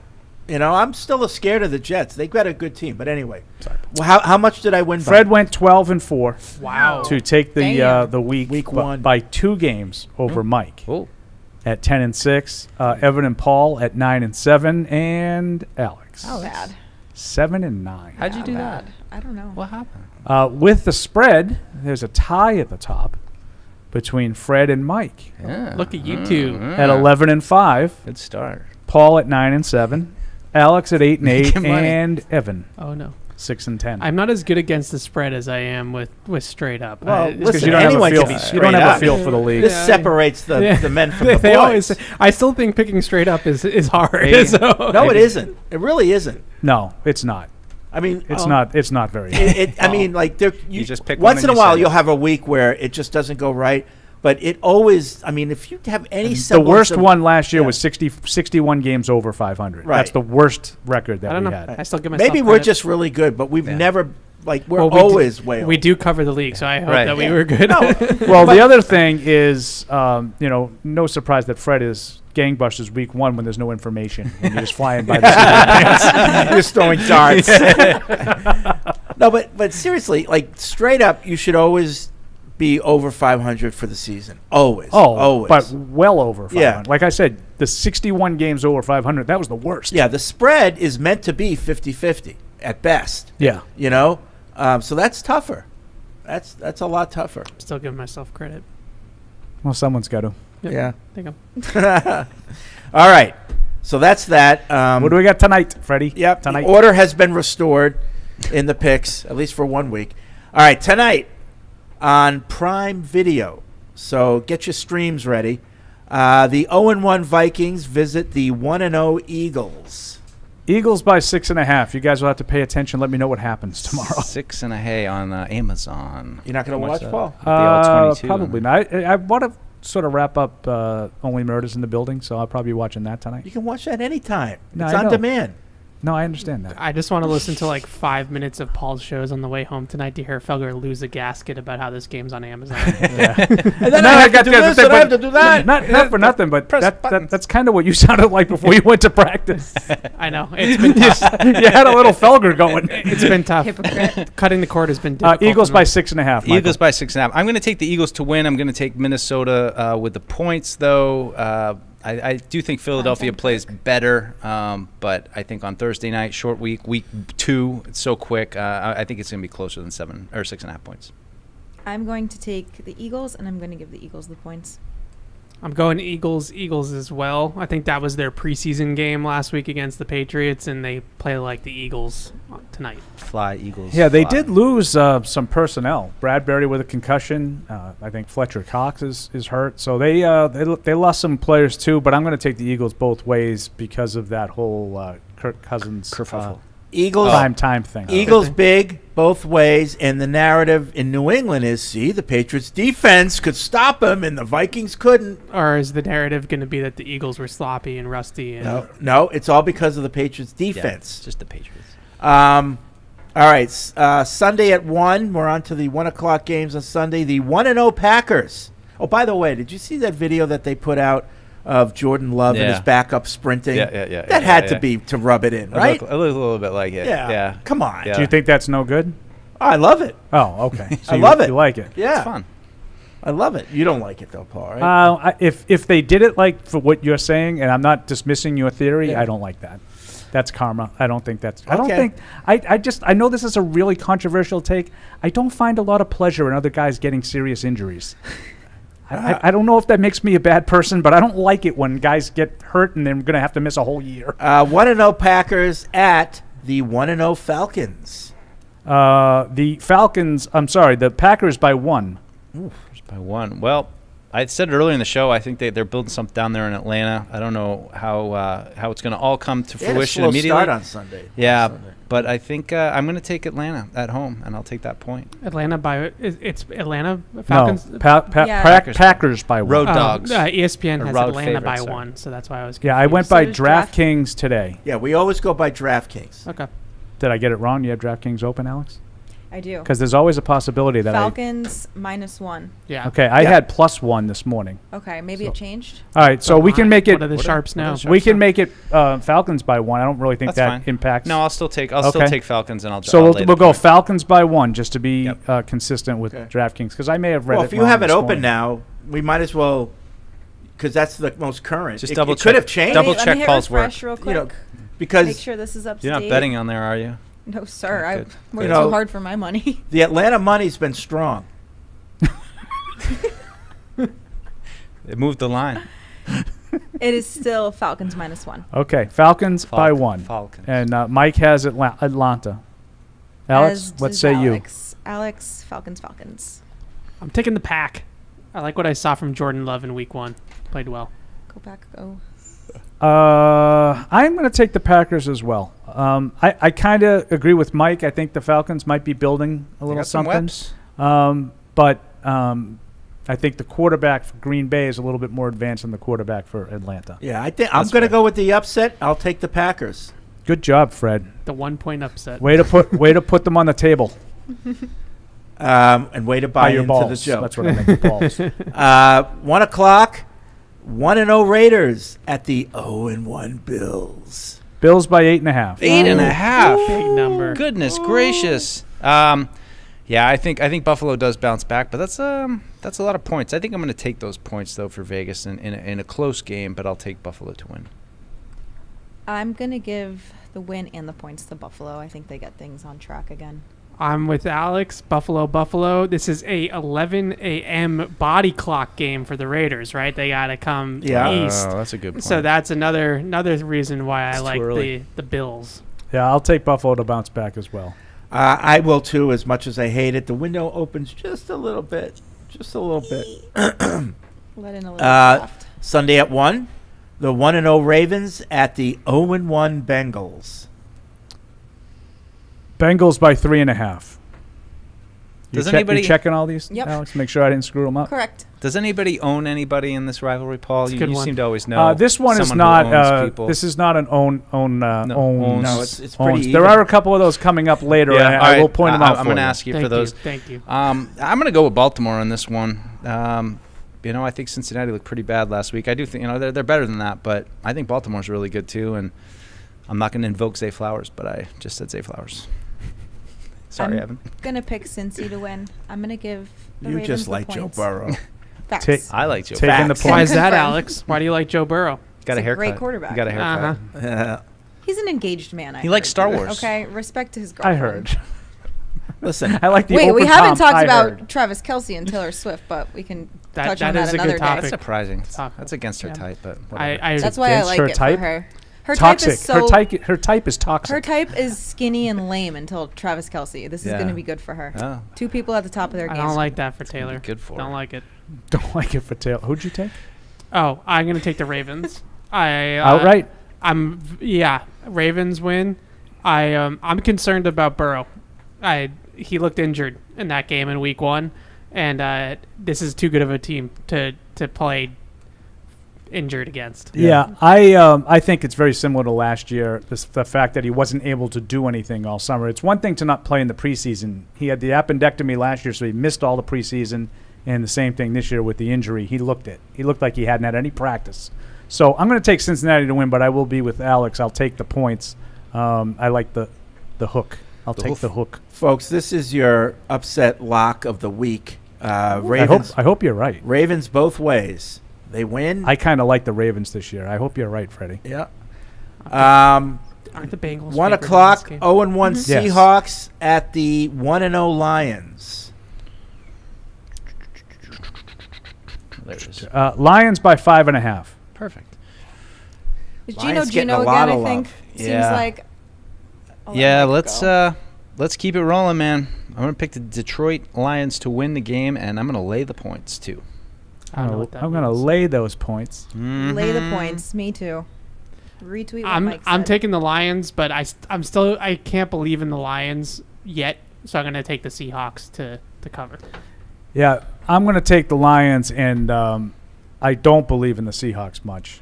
So I'm going to lay the points. Yeah, this is a real push-pull game on the margins. I'm gonna go with the Lions to win, but not cover. Okay. We're on the same page. Why is everyone laughing? Are these real gambling I phases? Or are you just just love making this your up? terminology. He's now just using random terms Well, it sounds like I'm like confused. at I'm like, indiscriminate he times. sounds like he knows what he's talking about. Dan Lifshat's listening to this. He's All losing these his guys mind. sound like they know what they're talking Do you know how about. mad? That's what you it know is. how You mad gotta he would be if he say was something listening? outrageous with confidence. Right. I like Dan because he gets so angry. Joe Murray's like, oh. Joe's like, let's get peace, bro. Yeah. All right, 1 o'clock. The 0-1 Colts are at the 0-1 Texans. Yuck. Who's watching this So game? I have in this Yikes. game Colts by 1, Alex. Did I mess that I one up too? have the Texans are minus 1.5 on DraftKings right now. Yeah, that's what I have to. That's what I have The to. Texans are minus 1.5. Correct. Yeah. So these numbers have changed dramatically then. Okay, so Houston by 1.5. What does it mean? Do the sharps know anything? What do they know? I don't know, man. This one's kind of like throwing a dart at a dartboard. I'm gonna take Flip a coin Houston, for this and one. I'll lay the Well, points. but what did you have, Paul? I had the Colts by 1. Okay, so it's a 2.5 point shift. The money's coming in on the Texans. Did some Colts news just Well, that's happen? what I'm An wondering, injury? if there's something going on. Yeah, something they know that something we don't know about. I'm The gonna sharps ride know with about. Vegas, Texans and the Texans. Tough time with this one. I thought both quarterbacks had moments where they looked good. I agree. Anthony Richardson as a passer was much better than I expected. Actually, some of their RPO stuff was the stuff that he was messing up, which is interesting. I like the Texans. I thought Will Anderson also looked really good. So I think that their younger players will carry them in this one. So Houston? Houston both ways. I am going to take Houston as well. I don't feel great about it. I think this is a bad team, but what are you going to do? Yeah, it's a tough one. Like I said, on the margins, this is a tough one to pick. But I would say Colts. I think the Colts played a little tougher against Jacksonville than I thought they would last week. Maybe they're not QTing it. So I'll go with the Colts. 1 o'clock, 0-1 Chiefs are at the 1-0 Jaguars. Oh, that's a good game. Kansas City by 3.5. That's it? what I have. Wow. Yeah, and I did see Chris That's Jones and Kelsey both practicing today as well, and that just makes me say I'm going to take Kansas City. I'll lay those points and take the Chiefs. If the rumors are true and Travis Kelce is really dating Taylor Swift, then the Chiefs. I'm picking them a lot this year. Really? You like this hookup? Do you remember I last thought it was NBA bad. playoff season It when is. she would be in a in a city and then that city would win. I don't remember that. Is that right? No one but you would remember that. I just That was like a Why didn't she come to Boston then? You like this My for strange Taylor? niche. I'm surprised. I by do that. like this for Taylor. I want her I to don't. date like a real man that's not That's like a not skinny a little that's a Gronk wannabe. That's not a real man. scrawny DJ. You want the real man? Talk to me when you can dig out a 6 technique, Travis Kelce. Dig out a 6. Is that going to be in your vows? Jess, when I saw you, That I was knew underrated you right there. That was an underrated line. I always knew I wanted to marry someone who could dig out a 6 technique. Oh, Well, that sounds a little weird, Mike. I think I said sex technique. Sorry. So Kansas City for you. Yeah. We all need to calm down. Isn't that one of her Oh, songs? see, that's what you should have. Yeah. All right, that's There the you thing. For the rest of the year, you got to do all your Chiefs You've picks got to to calm a tune down. of the Okay. Taylor Swift song. I am gonna take Kansas City in this game, both ways, but I do not like this for Taylor Swift because Travis Kelce can't hold Gronk's jock. That's it. So you have Kansas City? Yes. Okay, I will take Kansas City to win, but I will take the points. On the road, I'll take Jacksonville to keep it close. The hook. Is there something wrong in Kansas City with their offense, do you think? Why? I don't know. No, I think they get Kelsey I mean, back Kelsey and being injured. Once Kelsey back, it'll look a lot start to different. come in. I mean, Yeah. I think every team's got a little bit of growing pains right I think now, if that jackass caught the ball, Yeah, they would have been right. fine They would've won. Thursday night. Yeah, but I mean, if you I mean- can't, then that's something wrong with their offense. But I mean, anyway. last year he did. Yeah. Juju would do it. Juju I'm, did it. I'm last year. tempted. I'm tempted to take the points, but I'm going to go Kansas City both ways. But man, I want Jaguars to win so bad, but They're I just fun. can't pick them. 1 o'clock, 0-1 Bears at the 1-0 Buccaneers. I have the Bucks by 2.5. Oof, yeah. 2.5. Sorry. I don't know. I'm not. This is when I'm not. Another dart for the dartboard. I'll take the home team and lay the points. Tampa. Yeah, I'm gonna take the Bucks too. Baker Mayfield. I think they have a little chip on their shoulder too. People ruling them Their out defense without looked good, right? Brady, and They played well they last played week. well. Yeah.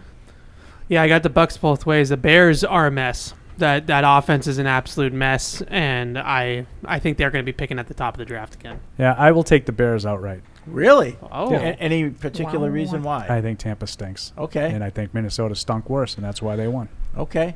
I'm going to go with the Bucks. Go Baker. Go Baker. 1 o'clock, the 0-1 Chargers at the 0-1 Titans. The Lack by 3. Yeah, I like the Lack. I think they can bounce back. They showed they can score some points, and I just don't know if Tennessee's got enough right now. So I'll take the Lack. Chargers. I do like me some Justin Herbert. Chargers.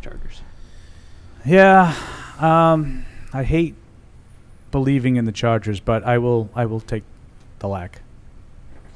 What was the spread? 3. It's a tight spread. Can't even get the hook. Do I split the baby here? What are you, a dolphin? Now I'll go with Chargers both ways. Again, tempted to take the points, but I think I'm going to regret that one. Like, you know how we just make these picks and we don't really put a whole lot of thought, and who cares at the end? It does somehow bother me that I lose to him. With all of the hang-ups that he has, he won't pick. It literally, like, there's 12 teams in the league he will not pick because he hates them so much. And he still won week 1. I don't get it. So feel for the league, Paul. Now we move to 4:05. There's 2 4:05 games here. 2 4:05 games. Sorry. 0-1 Giants and a big 0-1 at the 0-1 Cardinals. A bigger 0-1. The Giants by 5.5. Oh, they So think they're going to bounce DraftKings back. has the Giants minus 4.5 right now. Okay, so we make it 4.5. 4.5. A lot of money coming in on the cards. There are definitely What do the Sharps know, Fred? Yeah. There are definitely some bad games here today, this week, but I'm going to go with the Giants. I think Arizona's doing a loud tank, and I'll lay the points. Not a QT? Not a quiet tank, a loud tank. They're just like, we're doing it. I would concur. Would you take Kyler Murray? No. Over what we Oh, have I right would. now, I would. Yeah, I would. Yeah, I probably would. At least take a look at him. I don't love No, him. no. But I would absolutely do that, No. especially with Billy O. I'm not saying it's in play for the Patriots, but Kyler Murray being on the move is 110% in play. That's all. I would do it. I would do it at the deadline if I could. Nope. The deadline. I don't think Kyler's going to be healthy. I think he might be. What do you got over there, Alex? So I don't think it gets much worse than last week for the Giants, so I'm going to take the Giants both ways. I concur. Giants both ways. The Cardinals, by far the worst team in the NFL in week 1 and in general. Who's their quarterback? Josh Dobbs, right? Yeah. Dobbs. Like they're really trying to lose. I'll take the Giants. I'll go with the Giants both ways as well. 4:05, the 1-0 49ers are at the 1-0 Rams. Most impressive, I would say, the Niners. They're so good. I think I could win a game with the 49ers. They don't have a Puka Nacua. No, but the a poo-poo and a what? the Niners are by 7.5, Mike, and this is one of those. The Niners own the Rams. Oh, the Niners own the Rams. In that case, I appreciate that insight. I will take the Niners, and I'm going to lay. I'm going to lay the points. Same. I don't know. I'm regretting that a little bit though now. I'm taking the Niners, too late. but that's a big spread for a division game. Yeah, so I'm gonna take the Rams to cover. I agree. It is a big spread for a division game, but I think the Niners, even when the Rams are at full strength and viable, they just kill them. I don't know why. So I'm going to take the Niners both ways. I am going to take the Niners, but I will take the points. Take the hook? I think the Rams. So you're all on the Rams. Yeah, I think they find a way to keep it relatively close, but 49ers just are too packed. All right, 4:25. The 1-0 Jets are at the 1-0 Cowboys. Dallas by 9.5. This would have been quite the game. Yeah. But I think I not much hesitation here. I'll take Dallas and I'll lay the points. Speaking of Dallas, there he is. Dak. On TV. I will take the Cowboys. I'll give them the points too.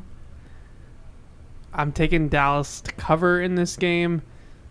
Zach Wilson against that defense is going to be a long afternoon. It's going to be good friends with Micah Parsons by the end of it. I will take Dallas, but I will absolutely take 9.5 points with that defense. I think this could be a 10-3 game. Yeah, I wasn't impressed at all with anything Dallas did offensively the other night. Did you say 9.5 points? 9.5. Oh, it's Dallas by 9.5? Yeah. 9.5. Oh. Yeah. 9 times. I'll stay on it, but so I will take Dallas to win the game because of what Evan said. I think Zach Wilson will make more mistakes, but I wasn't impressed with their offense the other night, and the Jets' defense is pretty solid too. I was very disappointed in Dak for my fantasy team. They scored 40 points. Yeah, and he didn't get any of them. Nope. Yeah, I will take those points. Dallas wins, but the Jets cover. The Jets cover. Okay. Yep. 1-0. This is 4:25. The 1-0 Commanders are at the 0-1 Broncos. Broncos by 3.5. Big surprise where this game is being played, Fred. Denver, of course. I didn't get to look at much at the Denver game from last week, so I'm a little bit flying blind here. So I'm just going to go with Denver at home, and I'll lay the points and see how it turns out. I'll take Denver at home. Take the hook? Yeah, I think I'm going to give the Commanders the points. The hook. Why not? Russell Wilson is so washed. He really is. But I'm going to take the Broncos at home. And I'll say it's a 3-point game, so I guess Commanders. Yeah, I'm going to take Denver both ways. Yeah, I don't know what Sean Payton did. I mean, how did he make the numbers look so much better, but they didn't score? Because Wilson had, really solid numbers, but they weren't making any plays. So I wonder if they're just trying to protect him, and Evans, right, he's just done. Yeah, I'm going to go with Broncos both ways. They have that home field advantage, and they get it more than 9 times a year. Correct. All right, now we skip over the Patriots Sunday night, and we move to Monday. There's a doubleheader on ESPN and ABC. The first game's on ESPN. It's a little odd to you guys. Yeah, why 7 why and 8 this week? I don't know. Yeah, They did week that 2. they did that last year. Did they? Too. Mm-hmm. Yeah. I don't know about CTE. week. I don't know about week 2, but they did the staggered start. Yeah. Well, I remember the 7-10 on week 1 they always did, but this is 7 and 8. 7:15. The 1-0 Saints are at the 0-1 Panthers. Saints by 3. Yes. 3. I will take the Saints, and I will lay the points. As will I. I like the Saints. I like them both ways. I actually was pretty impressed with Derek Carr in Week 1. I thought he played well. I thought he made some throws. Yeah. Yeah, I'm going to take the Saints both ways too. It's going to take a while for Bryce Young. I too will take the Saints both ways. One thing, we have, all of us picked some games where the other team wasn't favored, but no one. There's going to be one big upset this week, but none of us have picked it yet. But there will be. Is it your upset pick of the week, or? Yeah, but that was like a 3-point spread. Yeah, well, that's because they're all small spreads. I mean, there's 4 games that are big spreads. Yeah. But like the Cardinals could win a game. Like somebody's going to win a game where he's like. Yeah, but even that's only 4 points. Like there's a 6.5, 8.5, 9.5, and a 7.5. Yep. ABC at 8:15. The 1-0 Browns are at the 0-1 Steelers. Browns by 2. Anybody own anybody in this one? No. Okay. Browns on the road by 2 over the Steelers. Traditionally, Pittsburgh has owned Cleveland, but that's everybody does. Yeah, that's days gone by. But I'm gonna take Cleveland on the road favorite. I saw there were some injuries there in Pittsburgh and didn't quite go as planned after their hot preseason. So I'm gonna take the Browns. It's almost like preseason doesn't really matter. Maybe that's what some people think. Browns. I like the Steelers in this spot. I like them to bounce back. I don't believe in the Browns. I'm going to take the Steelers. I'm taking the Browns, but I love Evan's reasoning. Like Mike Tomlin, all of a sudden, oh, yeah, they stink again. Yeah, he always finds a way. Yeah. But I think Cleveland's better. I'm going to take Cleveland. Yeah, I'm going to take the Steelers to win this game. Good spot for them. Browns are still, celebrating their Super Bowl from last year. Are they smelling from last their farts? Week. So I will take the Steelers to win this game. All right, now we go back to Sunday night, 8:20 on NBC. The 1-0 Dolphins are at the 0-1 Patriots. Miami by 3. 3. No respect. That's tough. I can't go by my score I've been going by, or else I'm going to predict a push. So I have to change it up a little bit. I am going to take the Patriots in this one. Certainly, yesterday's injury report changes things a little bit. If you're taking the Patriots, you don't have to worry about what the spread is. Yeah, all right, fair enough. Fred. But you do need a score. Right. So then I can stick with my score. But I think the Patriots are going to figure out a way to pull it out. Weird score, 29-26. It's a weird one. How do you get that 29? I know, it's weird. Okay. But they're going to do it. Okay. Safeties, field goals. Did you not watch Week 4, 2001, Patriots Chargers? Maybe Week 5. No. Keep the positivity Actually, I probably going. did, I'm also going to pick a Patriots upset. 24-17. Okay. Oh, nice upset. I am picking the Dolphins. I was going to pick a push. I think I had 27-24, so I can't do that, right? So. Well, you can pick the score, but you have to pick one team or the other to cover. I'll take the Dolphins. Then I just ultimately I think the defense will play well, but I think too many points for Miami. So I opened this week really strongly liking the Patriots in this one. I just felt like the spot was really good for them with the cross-country flight for Miami, and then you go down to Miami, have to come back up the coast. Who knows? They might have to be traveling tomorrow, depending on the weather on Saturday. I still am going to stick with the Patriots. I feel a little bit less strongly about it as the week has gone on for whatever reason. It's the opposite of last week. I felt like the Eagles were going to blow them out the start of last week, and by the time the game came around, I was like, I think it's going to be a lot closer than I thought. Yeah, you've evolved. So now I'm going the other way, but I'm going to stick with the Patriots because I think it's the better spot. I think New England at home, back-to-back weeks, the offensive line is concerned, but I got to stay consistent to myself. I don't think those things really matter as much as people think. 27-20, New England. Did you hear Tua in his press conference was like throwing out his stats? Like he was like 466. Oh, wow! I didn't know that. That changes. They're things. smelling themselves. It was tool baggy. Yeah, they've all of a sudden become like the 72 I Dolphins. need to change my feeds. I need to get this. Where stuff. is this stuff? It's like the Brittany Mahomes, I haven't been getting any of her. Smelling She's farts. toned it down. They were She's talking toned about it down. on your show this That's morning. weak. That's how I'll send you That's some tweets. really, We'll get your really algorithm weak. Like in all back. seriousness, that's weak. Yeah. He was like trumpeting his stats. 466, baby. Like that's really bad. Yeah. Like in his press I conference, really like hope he's that talking, comes back like he to wasn't bite just him. like walking No, back this- to the locker room. This is like to the media. That's really weak. I hope that comes back to bite him, and I hope he gets memed into oblivion for that. Yeah. Anyway, good spot for the Patriots. Dolphins think they're the 72 Miami Dolphins already. Dolphins think they're the 72. Think about that. They think they're the Dolphins. 72 Dolphins. Right. Undefeated team. No, I get what you're saying, but it's more funny when 31-21 Patriots. Nice. Close Not game. a nail I think biter. they're going to score Close- 31 close points. game. Yeah. All of a sudden, Evan, it's going to be a very interesting Monday for you. 31 points. 31 I would love to points. break down the film of a 31-point game. What's that like? Yep. 31 points. A lot of defense. I was going to say Kyle Duggar in the end zone. That doesn't count. Matthew I'm talking Judon strip sack. I don't. No. So it's going to be a great game for the Patriots. A good Sunday night. Get ready. Get hydrated. We'll be here. Pre-game show starts when? 6 o'clock? 6:06. 6:06. 6 to 8. It's actually 6:02 and 30 seconds. All right. Catch 22 is coming up next with Evan and Alex. So I'm sure they're going to have a lot more to say about this game coming up. Can't wait for you to talk to this guy who's been on hold for you for 45 minutes. We'll to see join you next Tuesday. Thank you for downloading this podcast. Subscribe on Apple, Google Play, and everywhere else you listen.